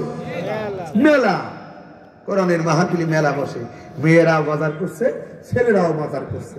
তারপরে আগেই থেকে ফোন করে বলে দেয়, সারাদিন তো বেরোতে পারি না বন্ধু, তুই আমাকে মাহফিলে আসবে, আব্বা কোনো বাধা দেবে না। মেয়েও আসছে, ছেলেও আসছে, তার মানে করে অনেক আদান প্রদান হয়, আসলে নাই? এগুলো বন্ধ হওয়া দরকার। মাহফিলে স্পষ্ট লিখে দেওয়া দরকার, কোনো মনোহারীর দোকান বসবে না, কোনো মেলা বসবে না, এগুলো বন্ধ হওয়া দরকার। কোরআনের মাহফিলে কোনো মনোহারীর দোকানে বসবে না। এটা বাজারের এখানে হাট বাজার বসার জন্য আসে নাই, এখানে মেলা দেওয়ার জন্য আসে নাই। কিন্তু আমাদের এলাকায় এই প্রতিটা দিন হচ্ছে, কথা বলে ঠিক কি? বন্ধ হওয়া দরকার আছে না? বাজার আলাদা পাবেন, এ কোন হুজুর আসলো, একটু বেচা কিনা করে খাবো, তাও সুযোগ দেয় না, আছে না? কষ্ট হয়। এদিকে তাকা। এবার আজকের আলোচনা মহাগ্রন্থ আল কোরআনুল কারীম সূরা আয-যারিয়াত। কোন সূরা? মোবাইল রেকর্ড করতে পারে, লিখে রাখতে পারে। কোন সূরা বলেন? সূরা আয-যারিয়াতের 56 নম্বর আয়াত। কত নম্বর আয়াত? 56 নম্বর আয়াত। আয়াতটা হলো, এদিকে তাকান, আয়াতটা হলো এই, আউযু বিল্লাহি মিনাশ শাইতানির রাজীম, বিসমিল্লাহির রহমানির রহিম, ওয়া মা খালাকতুল জিন্না ওয়াল ইনসা ইল্লা লিয়াবুদুন। সাদাকাল্লাহুল আযীম। মহাগ্রন্থ আল কোরআনুল কারীমের সূরা যারিয়াতের কত নম্বর আয়াত? একটু বলেন না কত নম্বর? 56 নম্বর আয়াত নিয়ে আলোচনা হবে। এখন কোরআনের তাফসীরের কাছে সরাসরি যাচ্ছি, শুনতে রাজি আছেন তো ইনশাআল্লাহ? বিতাড়িত মর্দু শয়তান থেকে পানাহা চেয়েছি কার কাছে? জোরে বলে। আমার চাটা কিছু লাগবে না, শোনা। ইয়ান মানুষ চা একেবারে যখন গলা ওঠে না তখন খায়, দেওয়ার দরকার নেই। চা যখন খায় সবাই তা খায়, নিজেরও লজ্জা লাগে, ঠিক না? চা না খায় আমি পারতপক্ষে চেষ্টা করি, তবে একেবারে যখন গলা আর ওঠে না তখন একটু অনুমতি নিয়ে খায়। কষ্ট পান আপনারা? এদিকে তা খান ভাইরা আমার। তাহলে বিতাড়িত মর্দুর শয়তান থেকে পানাহা চেয়েছি কার কাছে? আল্লাহ তাআলার কাছে। বিসমিল্লাহির রহমানির রহিম, পরম করুণাময় অতীব দয়ালু মহান আল্লাহ নামে শুরু করছি। আমরা কোন কাজ শুরু করব কার নামে? এই জোরে বলেন না কেন, কার নামে? আল্লাহ তাআলার নামে। দেখেন একটু তাকান, আল্লাহ বলছে ওয়া মা খালাকতুল জিন্না ওয়াল ইনসা, আমি এই দুনিয়াতে, এদিকে তাকান, আমি এই দুনিয়াতে দুইটা জাতি, দুইটা সম্প্রদায়, দুইটা গোত্রকে সিলেক্টেড করেছি, নির্বাচিত করেছি, মনোনীত করেছি শুধুমাত্র, কেবলমাত্র, একমাত্র আমি রবের ইবাদত, আমি রবের বন্দিগি, আমি রবের পায়রবি করার জন্য। একটু জোরে বলা যাবে না সুবহানাল্লাহ? কথা কার? তাহলে সেই দুইটা জাতি কারা? কোরআনের ভাষায় আল্লাহ বলছেন একটা হলো জিন জাতি আর একটা হচ্ছে মানব জাতি। এদিকে তাকান, আপনারা এই আয়াতটা নিয়ে গবেষণা করেছেন কিনা জানি না, যেহেতু আমার সাবজেক্ট ছিল আল কোরআন এন্ড ইসলামিক স্টাডিজ, আমি ইউনিভার্সিটিতে এই সাবজেক্টের উপরে মাস্টার্স করছি। এদিকে তাকান, তা দেখেন তো আয়াতের দিকে একটু তাকান, এদিকে তাকান। ওমা খালাকতুল জিন্না, তারপরে কি ইনসান, আগে জিন তারপরে কি ইনসান। অনেকে প্রশ্ন আসতে পারে, হুজুর মানুষের আগে জিনের কথা কেন বললেন, কি এটা আসা স্বাভাবিক কিনা? এক কথাই উত্তর আমরা জেনে রাখি, এক কথাই উত্তর, বেশি ব্যাখ্যার দিকে যাব না, এতটুকু জেনে রাখেন এই পৃথিবীতে মানব সৃষ্টি অর্থাৎ মানুষ সৃষ্টির 2000 বছর পূর্বে, কত হাজার, 2000 বছর পূর্বে আল্লাহ তাআলা জিন জাতিকে আগে সৃষ্টি করেছে। এই জন্য এই আয়াতের মধ্যে আল্লাহ তাআলা জিনদেরকে আগে প্রাধান্য দিয়ে বললেন ওয়ামা খালাকতুল জিন্না ওয়াল ইনসা, আমি জিন এবং ইনসান, জিন এবং মানুষ এদেরকে সৃষ্টি করেছি খাও দাও ফুর্তি করো, দুনিয়াটা মস্ত বড়, এর জন্য নয়। আমি আল্লাহ পাঠিয়েছি লিল্লাহি রাব্বিল আলামিন, একমাত্র আমি রবের ইবাদত, আমি রবের বন্দেগী, আমি রবের পাইরবি করার জন্য। একটু জোরে বলা যাবে না সুবহানাল্লাহ? আর একটু আস্তে বলেন সুবহানাল্লাহ। তাহলে ইবাদত করব কার? গুণগান করব কার? কোথা দ্বারা প্রমাণ পেলাম? এই কোরআন থেকে। কষ্ট হচ্ছে নাকি আপনাদের? এদিকে তাকান, ঠান্ডা মাথায় আগায়। এখন বুঝলাম আল্লাহর ইবাদত করতে হবে, কোরআন হাদিস দ্বারা প্রমাণিত হলো। কেন আল্লাহর ইবাদত করব তার তো একটা যুক্তি থাকা দরকার, আছে না নাই? আমি এদিকে তাকান, আপনারা যেহেতু বাঙালি, বাঙালি যারা এদেরকে নগদ উদাহরণ দিলে বোঝে ভালো। বাঙালিরা কিসে বিশ্বাসী জানেন আপনারা? হ্যাঁ, কিসে বিশ্বাসী? আমরা একটু নগদে বিশ্বাসী। আমরা তো সেই জাতি, নির্বাচনের আগে যদি কেউ এসে বলে মাঝ ভাই সালাম আলাইকুম, তাই ভাই 1000 টাকার একটা কড়কড়ি নোট যখন দিয়ে দেয়, আমরা আগেই ভাইকে বলি তুই টেনশন করিস না, ওটা তো হবে দিনে, রাতেই তোর জন্য বাক্স লোড করে দেবো, আছে না নাই? আমরা তো সেই জাতি, নগদে বিশ্বাসী, কথা দেন ঠিক তবে ঠিক। তা আল্লাহর ইবাদত করবো কেন? আমি নগদ উদাহরণ দিতেও একটু পছন্দ করি। এদিকে তাকান, নগদ উদাহরণ নিয়ে যান। এই যে লাইট চলছে নগদ, তাকান, বলেন তো লাইটটা তৈরি করেছেন কে? একজন মানুষ, একজন বিজ্ঞানী। কথাগুলো ঠান্ডা মাথায় বসবেন। লাইট তিনি তৈরি করেছেন, তিনি একজন মানুষ, তিনি একজন বিজ্ঞানী। এই বিজ্ঞানীর আবিষ্কৃত জিনিসের লক্ষ্য এবং উদ্দেশ্য ছিল অন্ধকারকে আলোকিত করা। কি করা বলে? অন্ধকারকে আলোকিত করা।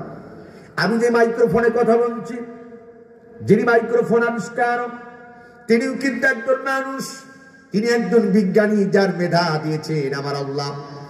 এই পৃথিবীর একজন বিজ্ঞানীর তৈরি করা জিনিসের উদ্দেশ্য ছিল আস্তে কথা বলবে, সাউন্ডটাকে অনেক দূরে ছড়িয়ে দেবে। কথা বলেন ঠিক কিনা?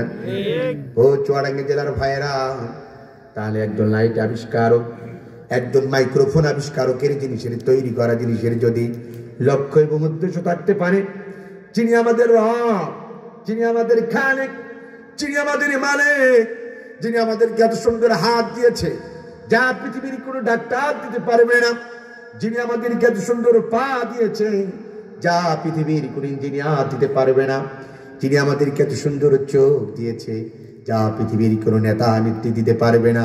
শুধু তাই নয়, এই পৃথিবীর মধ্যে যত মাকলুকাত আছে, সমস্ত মাকলুকাতের মধ্যে সৃষ্টির সেরা জীব হিসাবে যেই রব্বি কারীম আমাকে আপনাকে এত সুন্দর করে তৈরি করলেন, বলেন তো দেখি সে আল্লাহ তাআলার আমাদেরকে দুনিয়ার মধ্যে পাঠানোর মধ্যে কোনো উদ্দেশ্য থাকতে পারে কি পারে না?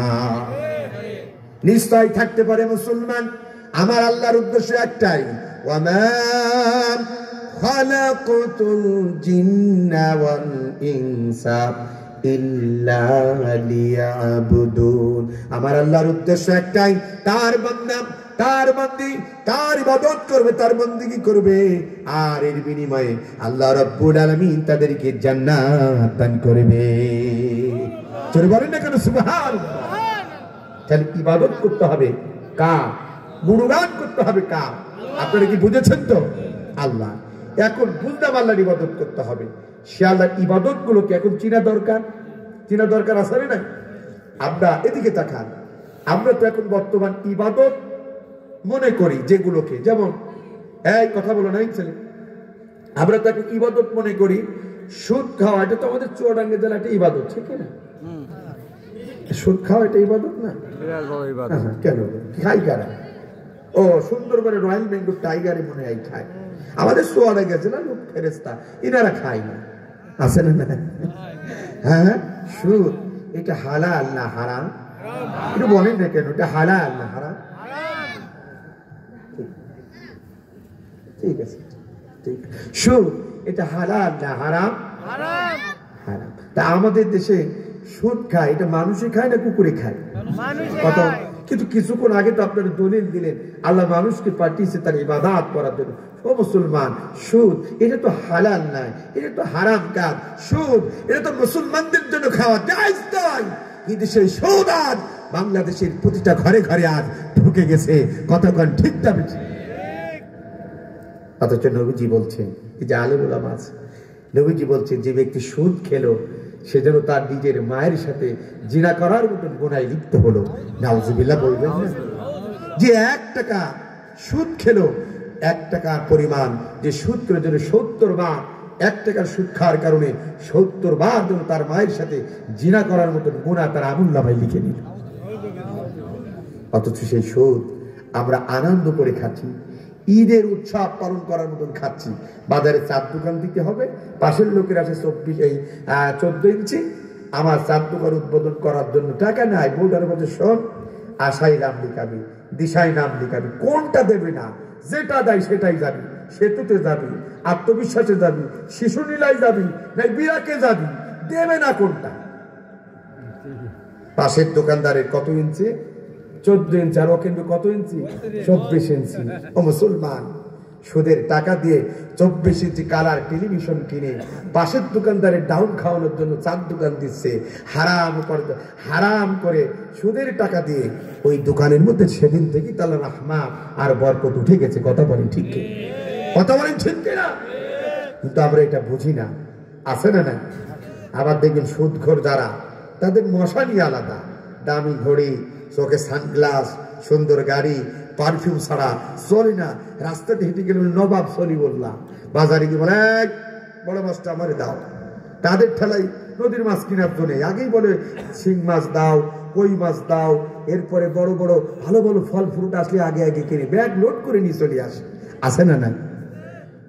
চুয়াডাঙ্গা জেলার ভাইরা যারা এই বাংলাদেশের এই পৃথিবীর মানচিত্রে যারা সুদ খায়, ওই সুদের টাকা দিয়ে যারা গরুর গোস্ত, খাসির গোস্ত, দামি দামি ফল ফ্রুট কিনে খায়, আমি আব্দুল কাদের জিহাদি বলতে চাই, তার থেকে শুকরের গোস্ত খাওয়া তাদের জন্য অনেক ভালো। কথা বলে ঠিক যাবে? খালি সুদ এটা ইবাদত, কিন্তু আমাদের দেশে প্রতিযোগিতা চলছে, কে কত টাকা ফার্স্ট খাওয়ার ধান্দায়। আছে না? না।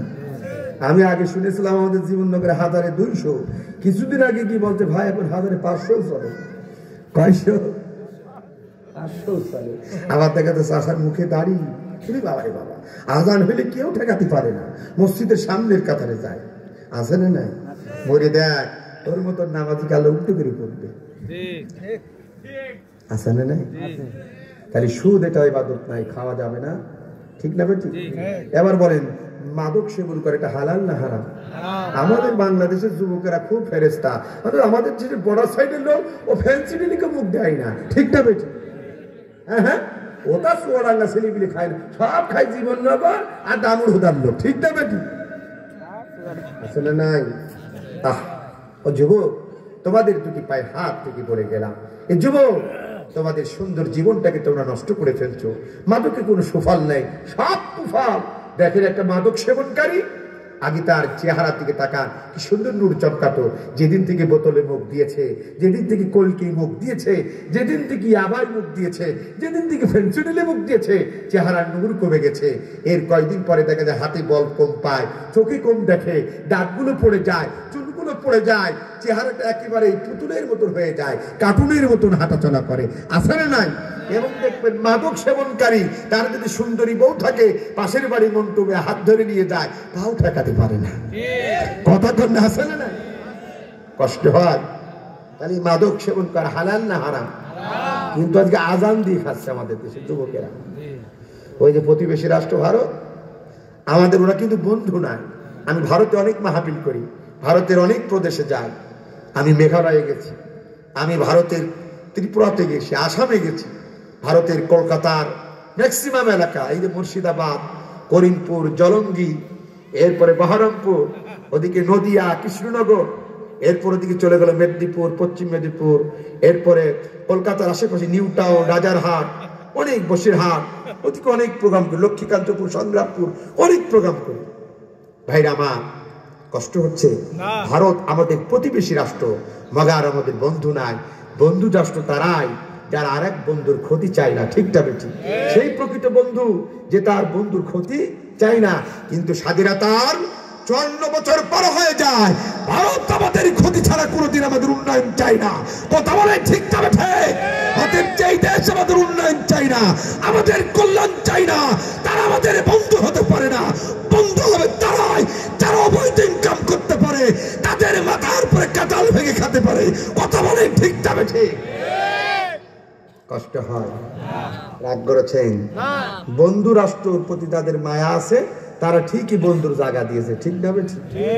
কোরআনের পাখির কথাটা যেন আজ বারবার মনে পড়ে যায়। তিনি বলতেন, বেশি বাড়াবাড়ি করো না, এমন একটা নাড়া দেব দিল্লি গিয়ে মামু বাড়ি পড়বা।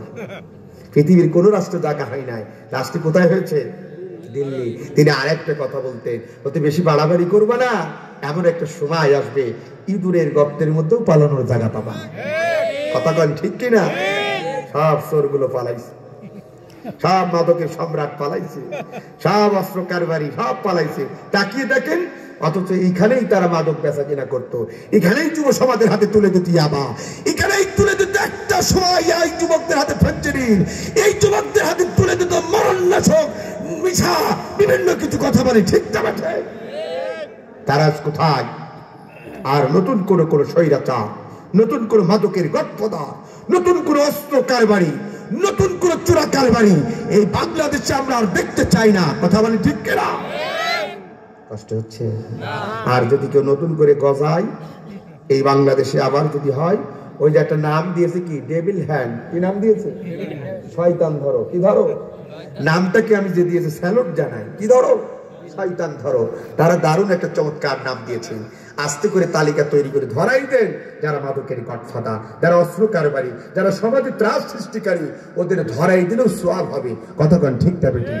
কিন্তু বিনা কারণে ওদের মতন আমার ভাইদেরকে কষ্ট দেব না। যারা অপরাধী নাই, যারা অপরাধ মানুষ, তারা হয়তো ভিন্ন মতের মানুষ থাকতে পারে, কখনো একজন মুসলমান আরেকজন মুসলমানকে বিনা কারণে কষ্ট দিতে পারে না। আমরা কাউকে মিথ্যা মামলা দিয়ে কাউকে কষ্ট দেব না। যারা প্রকৃতপক্ষে অপরাধী তাদেরকে এদেশের আইনে তুলে দিতে চায়। কথা বলে ঠিক? কষ্ট হচ্ছে? এরা কোন অনেকে বলতে পারেন, হুজুর সংক্ষিপ্ত শেষ, তাহলে মাদক ইবাদত নাই, সেবন করে ইবাদত নাই, সুদ খাওয়া ইবাদত নাই, ধর্ষণ করা ইবাদত নাই, তাহলে ইবাদত কি চেনা দরকার আছে না নাই? আমরা জানি ইবাদত বলতে বুঝি নামাজ, ইবাদত বলতে বুঝি রোজা, ইবাদত বলতে বুঝি হজ, যাকাত, পর্দা, পিতামাতার খিদমত, ইসলামী আন্দোলন, আরো ইবাদত আছে না নাই? ও চুয়াডাঙ্গা জেলার ভাইয়ের আমার দিকে তাকান, অসংখ্য ইবাদতের কথা আল্লাহ রাব্বুল আলামিন কোরআনুল কারীমের মধ্যে বলেছেন। একজন মুসলমান আমানতু বিল্লাহ, আল্লাহর প্রতি ঈমান আনার পরে তার কোন ইবাদতটা কি করা দরকার জানা দরকার আছে না নাই? আল্লাহ তাআলা তাও বলে দিলেন, আলেম জিজ্ঞাসা করবেন। আল্লাহ বলেন, দুনিয়ার মানুষেরা তোমরা শোনো, এই পৃথিবীতে যত ইবাদতের কথা বলেছি, একজন মুসলমান আমানতু বিল্লাহ, আমি আল্লাহর প্রতি ঈমান আনার পরে তার জীবনের প্রথম নাম্বার ইবাদত হবে ওয়াকিমুস সালাত, দৈনন্দিন স্রষ্টার সান্নিধ্যের জন্য এ মসজিদ অবনত করে ওই মসজিদে গিয়ে 5 বার হাজিরা দেওয়া। ধরে বলেন কয়বার? ও চুয়াডাঙ্গা জেলার ভাইয়ের হৃদয়ের কান্দি কথাগুলো শুনে যান। অনেকে বলতে পারেন, হুজুর এত ইবাদত থাকতে আল্লাহ তাআলা নামাজের কথা কেন আগে বললেন? এর কি কোনো যুক্তি আছে? হ্যাঁ, এর যুক্তি আছে। আমার দিকে দেখেন, আল্লাহ যত ইবাদতের কথা বলেছেন, নামাজের কথা বলার কারণ হলো নাই। আর দুনিয়ার মধ্যে কত দল, কত নেতা আছে না নাই? কিন্তু চুয়াডাঙ্গা জেলার ভাইয়েরা, কিয়ামতের দিন আল্লাহর কাছে দল হবে মাত্র 2টা। একটা দলের নাম হবে হিজবুল্লাহ, তারা হবে আল্লাহর দল। আর একটা দলের নাম হবে হিজবুশ শয়তান, তারা হবে শয়তানের দল। আর দল হবে কয়টা? হিজবুল্লাহ, আল্লাহর দল, আল্লাহ তাদেরকে বলবে যাও তোমাদের জন্য জান্নাত, হিজবুশ শয়তান তাদের জন্য জাহান্নাম। আল্লাহ বলবে তোমরা জাহান্নামে চলে যাও। হৃদয়ের কান্তি কথাগুলো শুনে যান। শেষ বক্তব্য, জান্নাতীরা জান্নাতে চলে যাবে, জাহান্নামীরা জাহান্নামের মধ্যে চলে যাবে। এবার জান্নাতি মানুষগুলো আল্লাহর জান্নাতের মধ্যে অগণিত নাজ নিয়ামত খাইবে, উপভোগ করবে।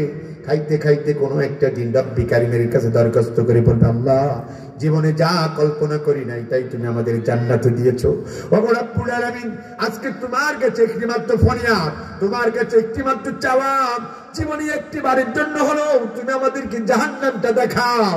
ও চুয়াডাঙ্গা জেলার ভাইয়েরা, জান্নাতি মানুষগুলো যখন আল্লাহর কাছে দরখাস্ত করবে, আল্লাহ পাক রব্বুল আলামিন সেদিন জান্নাতি মানুষগুলোকে ডাক দিয়ে বলবে, ও আমার ফার্স্ট ক্লাস নাগরিক, দুনিয়ার মধ্যে ভালো কাজ করার কারণে আমি রব তোদেরকে জান্নাত দিয়েছি, আজকে জাহান্নামটা দেখতে চাস? বলে হ্যাঁ। যে আমি রব তোদেরকে জাহান্নামটা দেখার অনুমতি দিয়ে দিলাম। এবার জান্নাতি মানুষগুলো আল্লাহর অনুমতি প্রাপ্ত হওয়ার পরে জাহান্নামীদের দেখার জন্য যখন রওনা হবে, জাহান্নামের গেটের সামনে যখন যাবে, জান্নাতি মানুষগুলোকে দেখে জাহান্নামের ফেরেশতারা তাড়াতাড়ি করে জাহান্নামের গেটটা খুলে দিবে। এবার জান্নাতি মানুষগুলো তাকিয়ে দেখবে ওই জাহান্নামের মধ্যে অসংখ্য তরুণ আর তরুণী, যুবক আর যুবতী মাথা নিচু করে চোরের মতন দাঁড়িয়ে চোখের পানি ছেড়ে দিয়ে কাঁদছে। জান্নাতি মানুষগুলো ঢুকে জিজ্ঞাসা করবো, ভাই ও বোন, তোমাদের তো দেখে মনে হয় না তোমাদের শরীরের মধ্যে কোনো রোগ শোক আছে? এত সুন্দর বডি, এত সুন্দর ফিটনেস থাকার পরও আল্লাহ কেন তোমাদেরকে জাহান্নামে দিয়েছে আমরা জানতে চাই। জান্নাতি মানুষগুলো প্রশ্ন করার সাথে সাথে জাহান্নামের মানুষগুলো চিৎকার করে কাঁদবে আর ডাক দিয়ে বলবে, ও জান্নাতি ভাইরা শোনো শোনো শোনো, দুনিয়ার মধ্যে যে প্রথম অপরাধ করেছিলাম, ভুল করেছিলাম, পাপ করেছিলাম, যার কারণে আল্লাহ পাক রব্বুল আলামিন আমাদেরকে নিকৃষ্ট স্থান জাহান্নামের মধ্যে নিক্ষেপ করেছে, সেই জীবনের প্রথম নম্বর অপরাধ ছিল ক্বালু লাম নাকু মিনাল মুসাল্লিন, আমরা দুনিয়ার মধ্যে সর্বপ্রথম মুসল্লি ছিলাম না, নামাজি ছিলাম না। এই অপরাধে আল্লাহ সর্বপ্রথম আমাদেরকে জাহান্নামে নিক্ষেপ করেছে। তাহলে বান্দা জাহান্নামে যাওয়ার প্রথম অপরাধ হবে কি? একটু বলেন না কেন, কি? নামাজ না পড়া। তাহলে সে নামাজ পড়া লাগবে কি লাগবে না? আমার সাবজেক্ট ছিল ইবাদত করতে হবে কার? একটু আওয়াজ তো বলেন না কেন, কার? ওই আল্লাহর ইবাদতের মধ্যে বান্দার জীবনের প্রথম নাম্বার ইবাদত হবে কি? নামাজ। তাহলে সেই নামাজ আমরা পড়বো কয় ওয়াক্ত? কিন্তু আমরা পড়ি কয় ওয়াক্ত? এখন তো আমাদের দেশে তো নামাজ হয়ে গেছে ডিজিটাল। কিটা? আগে ছিল সরকার ডিজিটাল, মসজিদ ডিজিটাল, হুজুর ডিজিটাল, মুসল্লিও ডিজিটাল। যারা বলেন কিটা? কেউ আছে আমাদের দেশে সপ্তাহে একদিন শুকুর আলী আল্লাহু আকবার আছে না নাই? আমাদের চুয়াডাঙ্গাই নাই। হ্যাঁ হ্যাঁ, এখানেও আছে। কি আলী? বলেন না কেন, কি আলী? সপ্তাহে একদিন শুকুর আলী আল্লাহু আকবার। আবার কেউ আছে কদর আলী। কি আলী? সারা বছর নামাজ নাই, হুজুর লাইলাতুল কদর কাবে। যদি ইয়াসিন সাহেব বলে কাজ, সকালবেলা আগে যাবে চুয়াডাঙ্গে বড় বাজারে, ভালো গরু খেয়ে জবাই কিনে যদি না হয় সরোজগঞ্জে যাবে। আছে না? হ্যাঁ, ভালো গরুর গোস্ত 5 কেজি কিনে নিয়ে এসে বোটার রাত, আর আমি এক রাতে গিয়ে আজকে মসজিদ থেকে আল্লাহ জান্নাত দখল করে আসি। এমন ফটো আমাদের দেশে আছে না? না, ওরা কি আলী? হ্যাঁ, কি আলী? কদর আলী, ডিজিটাল নাম। আবার কি আছে ঈদ আলী, কি রমজান আলী। কি আলী? সারা বছর নামাজ নাই, 2 দিন মসজিদ, রোজার 2 দিনের মসজিদ গরম। সভাপতি সেক্রেটারি তো গালি দেয়, ইমাম মুয়াজ্জিন খাদেমদের 14 গোষ্ঠী বাজাই যায়। আছে না? নাই। খাদেমও কোন চালাক নাই। 7 দিনের দিন চাচা সাথে সাথে দেখা হচ্ছে, চাচা মসজিদে আর দেখিনি কেন? 2 দিন তো গরম করে দিলে। আর বাবু সরে ময়রা বাবু মাদা উঠলি বসতে পারিনি বাবু। আবার দেখা ইফতারের আগে বিড়ি খাওয়ার স্টাইল কি? সুখ টান দেয়। আছে না? না, যদি বলা যায় চাচা আজান হচ্ছে একটু বিড়ি খাওয়াবো, বলে আর বাবু রাখো তো বাবু। আছে না? নাই। কি আলী? আমাদের রমজান আলী। আছে না? নাই। কি আলী? ডিজিটাল আমাদের রমজান আলী। প্রথম 2 সপ্তাহ মসজিদ করো, আবার 27 রাত্রে আছে। আছে না? আবার কেউ আছে ঈদ আলী। কি আলী? সারা বছর নামাজ নাই, যদি এই যে আপনাদের কঙ্গসপাড়া কেন্দ্রিক ময়দানে 9 ঘটিকার সময় ঈদের নামাজ উদযাপন হবে ঘোষণা হয়। কিছু নবাবজাদা আছে বাজার থেকে টুপি আর ভালো পাঞ্জাবি সামনের কাতার বোলা কোনোদিন নামাজ পড়ে ঈদের দিন হাজির আর ঘড়ি দেখে মৌলবী যদি 9টা 2 মিনিট বক্তব্য বেশি দেয় পেছন দিক থেকে সিগন্যাল দেয় হাজার টাইম হয়ে গেছে। আছে না এরা কি আলী ডিজিটাল নামাজ ঈদ আলী আমাদের সুয়াডে নাই আছে না আবার কেউ আছে এদিকে তাকান সিজন আলী কি আলী সিজন আলী ডিজিটাল নামাজ। এই যে এখন দেখবেন কিছু নেতা হাইব্রিড নেতার আবির্ভাব হবে। এখন তো পৌরসভা ফাঁকা, ইউনিয়ন পরিষদ ফাঁকা, উপজেলা ফাঁকা, জেলা পরিষদ ফাঁকা, এমপি পদ ফাঁকা। দেখবেন কিছু মানুষের সিজন আসলে মানে ভোট আসার আগেই হুজুরদের থেকে বড় টুপি 1 মাস আগে থেকে আর পাঞ্জাবি পরে খালি মোড়ে মোড়ে সালাম আলাইকুম মানে সালামটাও শুদ্ধ করে দেয় না। আসে না নাই খালি হাত নাড়ায় সালাম আলাইকুম তার মানে তাড়াতাড়ি এই চেয়ারে আমার বসাও একটু খাওয়ার ধান্দা ছিল তাড়াতাড়ি ওই জায়গায় দাও। আসে না এরা কি আলী কথা কই না কি আলী। আজ এই সিজন আলীরা হুজুরদেরকে ধর্ম ব্যবসায়িক বলে গালি দিচ্ছে। আছে না নাই শুনে যান চৌরাঙ্গা জেলার ভাইয়েরা এই জাতির শ্রেষ্ঠ সন্তানেরা ধর্ম ব্যবসায়িক নয়। আমি মনে করি ধর্ম ব্যবসায়িক তারাই যারা নির্বাচনের আগে মাথায় টুপি পরে মাথায় পট্টি দেন গায়ে পাঞ্জাবি পরে ভোট শেষে টুপিও থাকে না পট্টিও থাকে না তসবিও থাকে না পাঞ্জাবিও থাকে না। ওরা হলো বাংলাদেশের মধ্যে সব থেকে বড় ধর্ম ব্যবসায়ী। কথাটা ঠিক না তারা ধর্মের লেবাসকে ব্যবহার করে জনগণের ম্যান্ডেট দেয় আর ম্যান্ডেট দিয়ে সে চলে টুপি থাকে না তসবি থাকে না পট্টি থাকে না। ওরা হলো বাংলাদেশের মধ্যে সব থেকে বড় ধর্ম ব্যবসায়ী। কথা বলে ঠিক যাবে আগামী দিনে এই ধর্ম ব্যবসায়ীদেরকে চিহ্নিত করা দরকার। ঠিক যাবে ঠিক রাগ করলেন খালি কি আলী ডিজিটাল নামাজি পেলাম শুকুর আলী কদর আলী রমজান আলী ঈদ আলী সিজন আলী। আবার আমাদের দেশে আর একটা গ্রুপ আছে ওরা বলে নামাজ কালাম লাগবে না। আছে না আমি তো কুষ্টিয়ায় থাকি ওই ইয়াসিনও জানতো এক কুষ্টিয়ার ভেড়া বাড়ায় 14টা বাবার দরবার। কয়টা 14টা বাবা নাম কি তা ঘোড়া শাহ বাবা কি বাবা ঘোড়া শাহ বাবা গোলাপ শাহ বাবা সুলাইমান বাবা আগলা বাবা গাজা বাবা গাজা খাতি বেরিয়ে গিয়েছে নাম দিছে গাজা বাবা। আমি বলি বাবা একটু মিলাই নেন। আমাদের দেশে মুসলমানদের খাইছে বাবাই আর হিন্দুদের খাইছে মাই। হিন্দুদের দেখে মা লক্ষ্মী মা সরস্বতী মা কালী মা তারপরে মানে ওদের মা যে কত আছে আল্লাহ জানে। মা লক্ষ্মী মা কালী মা সরস্বতী মা দুর্গা আছে না নাই শুধু ওদের ধর্মে মা আর মা। আর মুসলমানদের দেখে গাজা বাবা আগলা বাবা সুলাইমান বাবা আরো বাবা বাবা যে কত আল্লাহ আছে না রাগ করলে নিজের বাবার নাম নাই ঠিকই 14ই ফাল্গুন বাবার তারিখ ঠিক মনে আছে মানে দরবারে ঘন ঘন কলকি খেতে তো ও দাঁড়ি ভুল হবে না। ঠিক না ঠিক নামাজ নাই আবার ফতুয়া দেয় নামাজ পড়ে কি হবে জিকির করো জিকির করলে কলব পরিষ্কার হবে আর আল্লাহ এমনি জান্নাত দেবে। আছে না নাই আমি জিকির বিরোধী নাই আমি নিজেও জিকির করি কিন্তু জিকির তো একটা সিস্টেম আছে।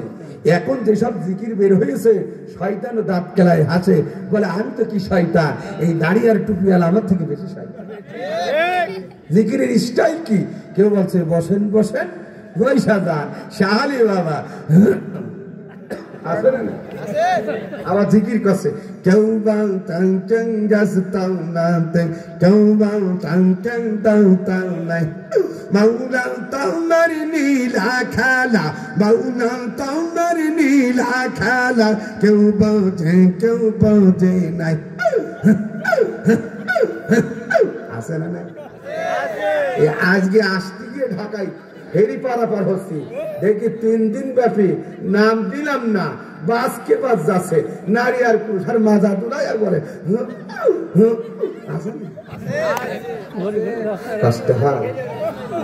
রাগ করলে আরে আল্লাহ ডাকার তো একটা সিস্টেম আছে ভদ্রতা আছে জিকির আছে না নাই। মুসলমান আল্লাহকে যদি পাইতে চাও এই হুকুর হুকুর করে কিয়ামত পর্যন্ত ডাকলে আল্লাহকে পাওয়া যাবে না। আল্লাহকে যদি পাইতে চাও তোমাকে সহি শুদ্ধ করে উচ্চারণ করতে হবে সুবহানাল্লাহ, আলহামদুলিল্লাহ, লা ইলাহা ইল্লাল্লাহ, আল্লাহু আকবার। জোরে বলেন ঠিক কিনা? আছে না নাই? কষ্ট পাচ্ছেন? দেখবেন এই ভণ্ডগুলো এক এক তো নামাজ পড়ে না, গায়ের গন্ধে ঘুম আসে না, নাম রেখেছে আতর আলী। কি আলী? আতর আলী। গায়ের গন্ধে ঘুম আসে না, নাম রেখেছে কি আলী? আতর আলী।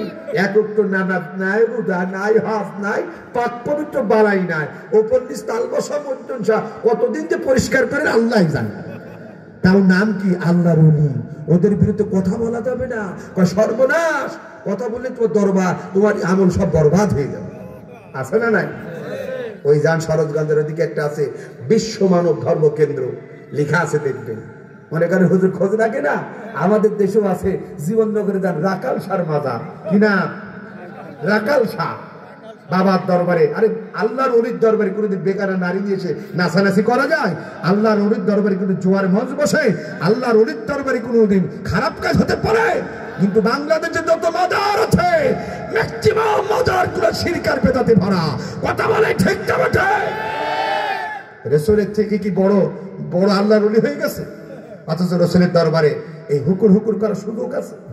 কতক্ষণ তার মাজারের মাটি মাটি পেটে ডলার কোনো অপশন আছে? সেখানে গেলে কোনো নমো করার সুযোগ আছে? এতে রাসূলের থেকে বড় পীর আমাদের দেশে বানায়, রাসূলের থেকে বড় আল্লাহর ওলি বানায়। আছে না নাই? আবার গান, আমি যে ইয়েতে গেলাম চাঁদপুরে একটা মাহফিলে, ওখানে একটা দরবার আছে, নাম হলো ন্যাংটা বাবা। কি বাবা? রাগ করছে? এগুলো জেনে রাখা দরকার। তা আমি দেখলাম মাহফিলে যা করে এসেছি, আমি একটু আগাগোড়ায় একটু এইসব দেখার প্রতি একটু উদ্বুদ্ধ, একটু কেমন কেমন লাগে। ইয়াসিন জানি চিন্তা নেই, চল যাবো। মাহফিল পরে আগে দরবার না দিকে যাবো। দরবারে যাওয়ার সাথে সাথে দেখি ন্যাম্পিলিটি লেখা আছে পবিত্রতা বজায় রাখুন, জুতা খুলে প্রবেশ করুন। আমি চিন্তা করলাম আমার পায়ে তখন ছিল অ্যাপেক্সের জুতা, আমি দেখতে খুলে দেখি যে এই জায়গায় খুলতে করে বুড়ো শকুন গাঁদাকে করে বসে আছে। আমি চিন্তা করলাম জুতো খুলে যদি ভিতরে দেয় ও তো 100% চুরি করে গাঁদা খাবে, আর আমার এতে দামি জুতো ও 7 দিন গাঁদার টাকা হয়ে যাবে। এই সুযোগ দেওয়া যাবে? সাপর সঙ্গী বললাম এই তুই দাঁড়া, আমি ভিতরে ঘুরিয়ে আসি। বাবা ভিতরে দেওয়ার সাথে সাথে দেখি পীরের দুই দিকে থেকে ছেলে আর মেয়ে, যুবক আর যুবতী বসা, সুন্দরী সুন্দরী মেয়ে নি বসা। ওরা হারমোনিয়াম তবলা দিয়ে গান বাজাচ্ছে। আমার দেখার সাথে সাথে গানের সুর চেঞ্জ। গান কি? ন্যাংটা বাহা বাহা বাহা বাহা রে, ন্যাংটা দেখলে আমার আল্লাহ দেখা যায়। বলবেন না?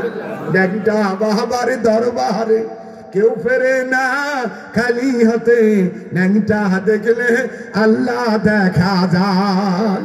নাউজুবিল্লাহ বলবেন না? ওই জিনিস দেখলে যদি আল্লাহ দেখা যায় তাহলে ইমান থাকে? কতক্ষণ থাকে? তা আমি মনে করি ন্যাংটা বাবা অন্তত মেশিনটা থাকা থাকবে, দেখি সেটাও আছে। বলেন এরকম আল্লাহর ওলি হতে পারে? আমাদের দেশের মানুষেরা সেই ওলির দরবারে বাবা মরি গেলে কোনোদিন হুজুরদের নিজে দোয়া করে না। আর ঠিকই মনে রাখে 15ই ফাল্গুন, 18ই চৈত্র, 21শে মাঘ বাবার দরবারে ছাগল দেয়, গরু দেয়। আপনারা খোঁজ রাখেন, আপনার ওই ছাগল আর গরু বাবা বেছে আর ওই টাকা নিয়ে দুবাই নিয়ে নারী নিয়ে ফুর্তি করে। তাদের সন্তানরা ঢাকায় বাড়ি আর গাড়ি বানায়। কথা বলে ঠিক কিনা? আজ এই দরবার গুলোকে ভেঙে দেওয়া দরকার। পৃথিবীতে এই যে কয়েকদিন আগে সবে বরাত যেটা আমরা জানি, নিসফে মিন শাবান গেল না কয়েকদিন আগে? আল্লাহ পাক 2 শ্রেণীর ব্যক্তিদের তাদের দোয়া কবুল করে না। তাদের মধ্যে 1 নাম্বার যারা শিরিক করে। তারা কি করে? আজ এই দরবার গুলোতে শিরিকে ভরপুর। কতক্ষণ ঠিকটা বেঠি? এই দরবারে ঠিকটা বেঠে? ও মুসলমান, কিভাবে ইবাদত করে, কিভাবে দান সাদাকা করে যদি ওই বাবার দরবারে কি পড়ে থাকো আর মান্যত করো, ওই মান্যতের 1 টাকা তোমার কাম। তার থেকে মসজিদে একটা টাইস কিনে দাও, একটা এতিম ছাত্রের মাথায় একটা টুপি কিনে দাও, একটা এতিম ছাত্রকে 2 বেলা একটু খাবার খাও, তার ক্লাসের বইগুলো কিনে দাও, তার একটা জুব্বা কিনে দাও, তাকে বাড়িতে নিয়ে এসে তার মনের কথাগুলো শোনো, কষ্টের কথাগুলো শোনার পরে তার কিছু একটা করে দাও, তার থেকে বেশি সওয়াব হবে। আমাদের মতন হুজুরদের খাওয়ালে সওয়াব হবে কিনা জানি না, কিন্তু এতটুকু বলতে পারি যারা এতিম অসহায় এদেরকে যদি জান সাদাকা করা যায়, এদেরকে খেদমত করে আল্লাহ সওয়াব দেবে কি দেবে না? রাজি আছেন ইনশাআল্লাহ? এই ভণ্ডর দরবারে যাবেন না। এই ভণ্ডগুলো এই চুয়াডাঙ্গায় একটা আছে ভণ্ড, গোলাপ ফুল মার্কায় ভোটে দাঁড়ায়, চেনেন আপনারা? হ্যাঁ, কি নাম? যুবরাজ নাম কি? আবার ওদের পীরের দেখবেন মুখে দাড়িও নাই। এই যে জাকের পার্টির পীর সাহেব, চুয়াডাঙ্গা আলমডাঙ্গা এখন ভরে গেছে জাকের পার্টির পীর। আমি নাম জানি। এদের আবার খাদেম আছে, গরু কালেকশন করা, ছাগল কালেকশন করা, চাউল কালেকশন করা, বাস নিয়ে যাবে কিনা ওর উপরে আবার নাম আছে, তাদের সাথে যোগাযোগ আছে। এবার ছাগল কয়টা, যদি গতবার দিতে 5টা, এবার যদি 1টা হয়, মুরিদানদের তার আবার নেতৃত্ব থাকে না, আছে না? তাক বললে পীরদেরকে দিলে ভালো, আর না দিলে বড্ড বেজায়। দেখবেন যে এই বছর মুসাফা করবেন, মালপানি থাকবে, বলবে এই জায়গায় আসো, মালপানি ছাড়া আছে না? নাই? রাগ করেছেন? আমি এগুলো বলতাম না। আমাদের বাংলাদেশ আজ হক ভালো ইবাদত থেকে মানুষগুলোকে ডাইভার্ট করার জন্য, মানুষদেরকে দূরে ছাড়া ছড়ানোর জন্য আমাদের মতো লেবাসধারীদেরকে অনেকেই কাজে লাগাচ্ছে ইসলামের মধ্যে বিভাজন সৃষ্টি করার জন্য, ইসলামের মধ্যে বিভাজন তৈরি করার জন্য। কথা কোন ঠিক কিনা? অতএব সতর্ক থাকতে হবে। রাজি আছেন ইনশাআল্লাহ? আল্লাহ কবুল করুন বলে না। আমি পরিশেষে বিদায় লগ্নে আবারও বলতে চাই, এখনই আখেরি মোনাজাত হবে। মোনাজাত না করে চলে যাবেন না। কারা কারা একটু হাত তোলেন তো দেখি, এখনই মোনাজাত হবে। কারা কারা থাকবেন? হাত উঁচু করেন, উঁচু করেন। আমার হাতে এটার নাম কি? কোরআনকে নিয়ে সাক্ষী দিলেন তো, এবার হাত নামান। সর্বশেষ এখনই মোনাজাত করবো। তার আগে বলতে চাই, এই যে বঙ্গসপাড়া, এদিকে তাকান প্লিজ। বঙ্গসপাড়া স্বপ্নপুর স্পোর্টিং ক্লাবের উদ্যোগে যারা মাহফিল দিচ্ছে, এটা একটু আর্থিক সংকটে আছে। শোনেন, আমি আজকে বাংলাদেশে যত জায়গায় মাহফিল গেছি, এই যুবকদের রুচিটা থেকে আমি মুগ্ধ, যে আমার চুয়াডাঙ্গার ছেলেরা এত স্মার্ট, এত সুন্দর। দেখেন, মঞ্চের দিকে তাকান, স্টেজের দিকে তাকান, কি সুন্দর নৈপুণ, কি সুন্দর রুচিসম্মত একটি মঞ্চ তৈরি করেছে। আলহামদুলিল্লাহ বলবেন না? ওয়ারশে আজিমের মালিক আল্লাহ। যেই যুবকেরা হৃদয়ের আবেগ অনুভূতি দিয়ে কোরআনের মঞ্চ থেকে সর্বোচ্চ সুন্দর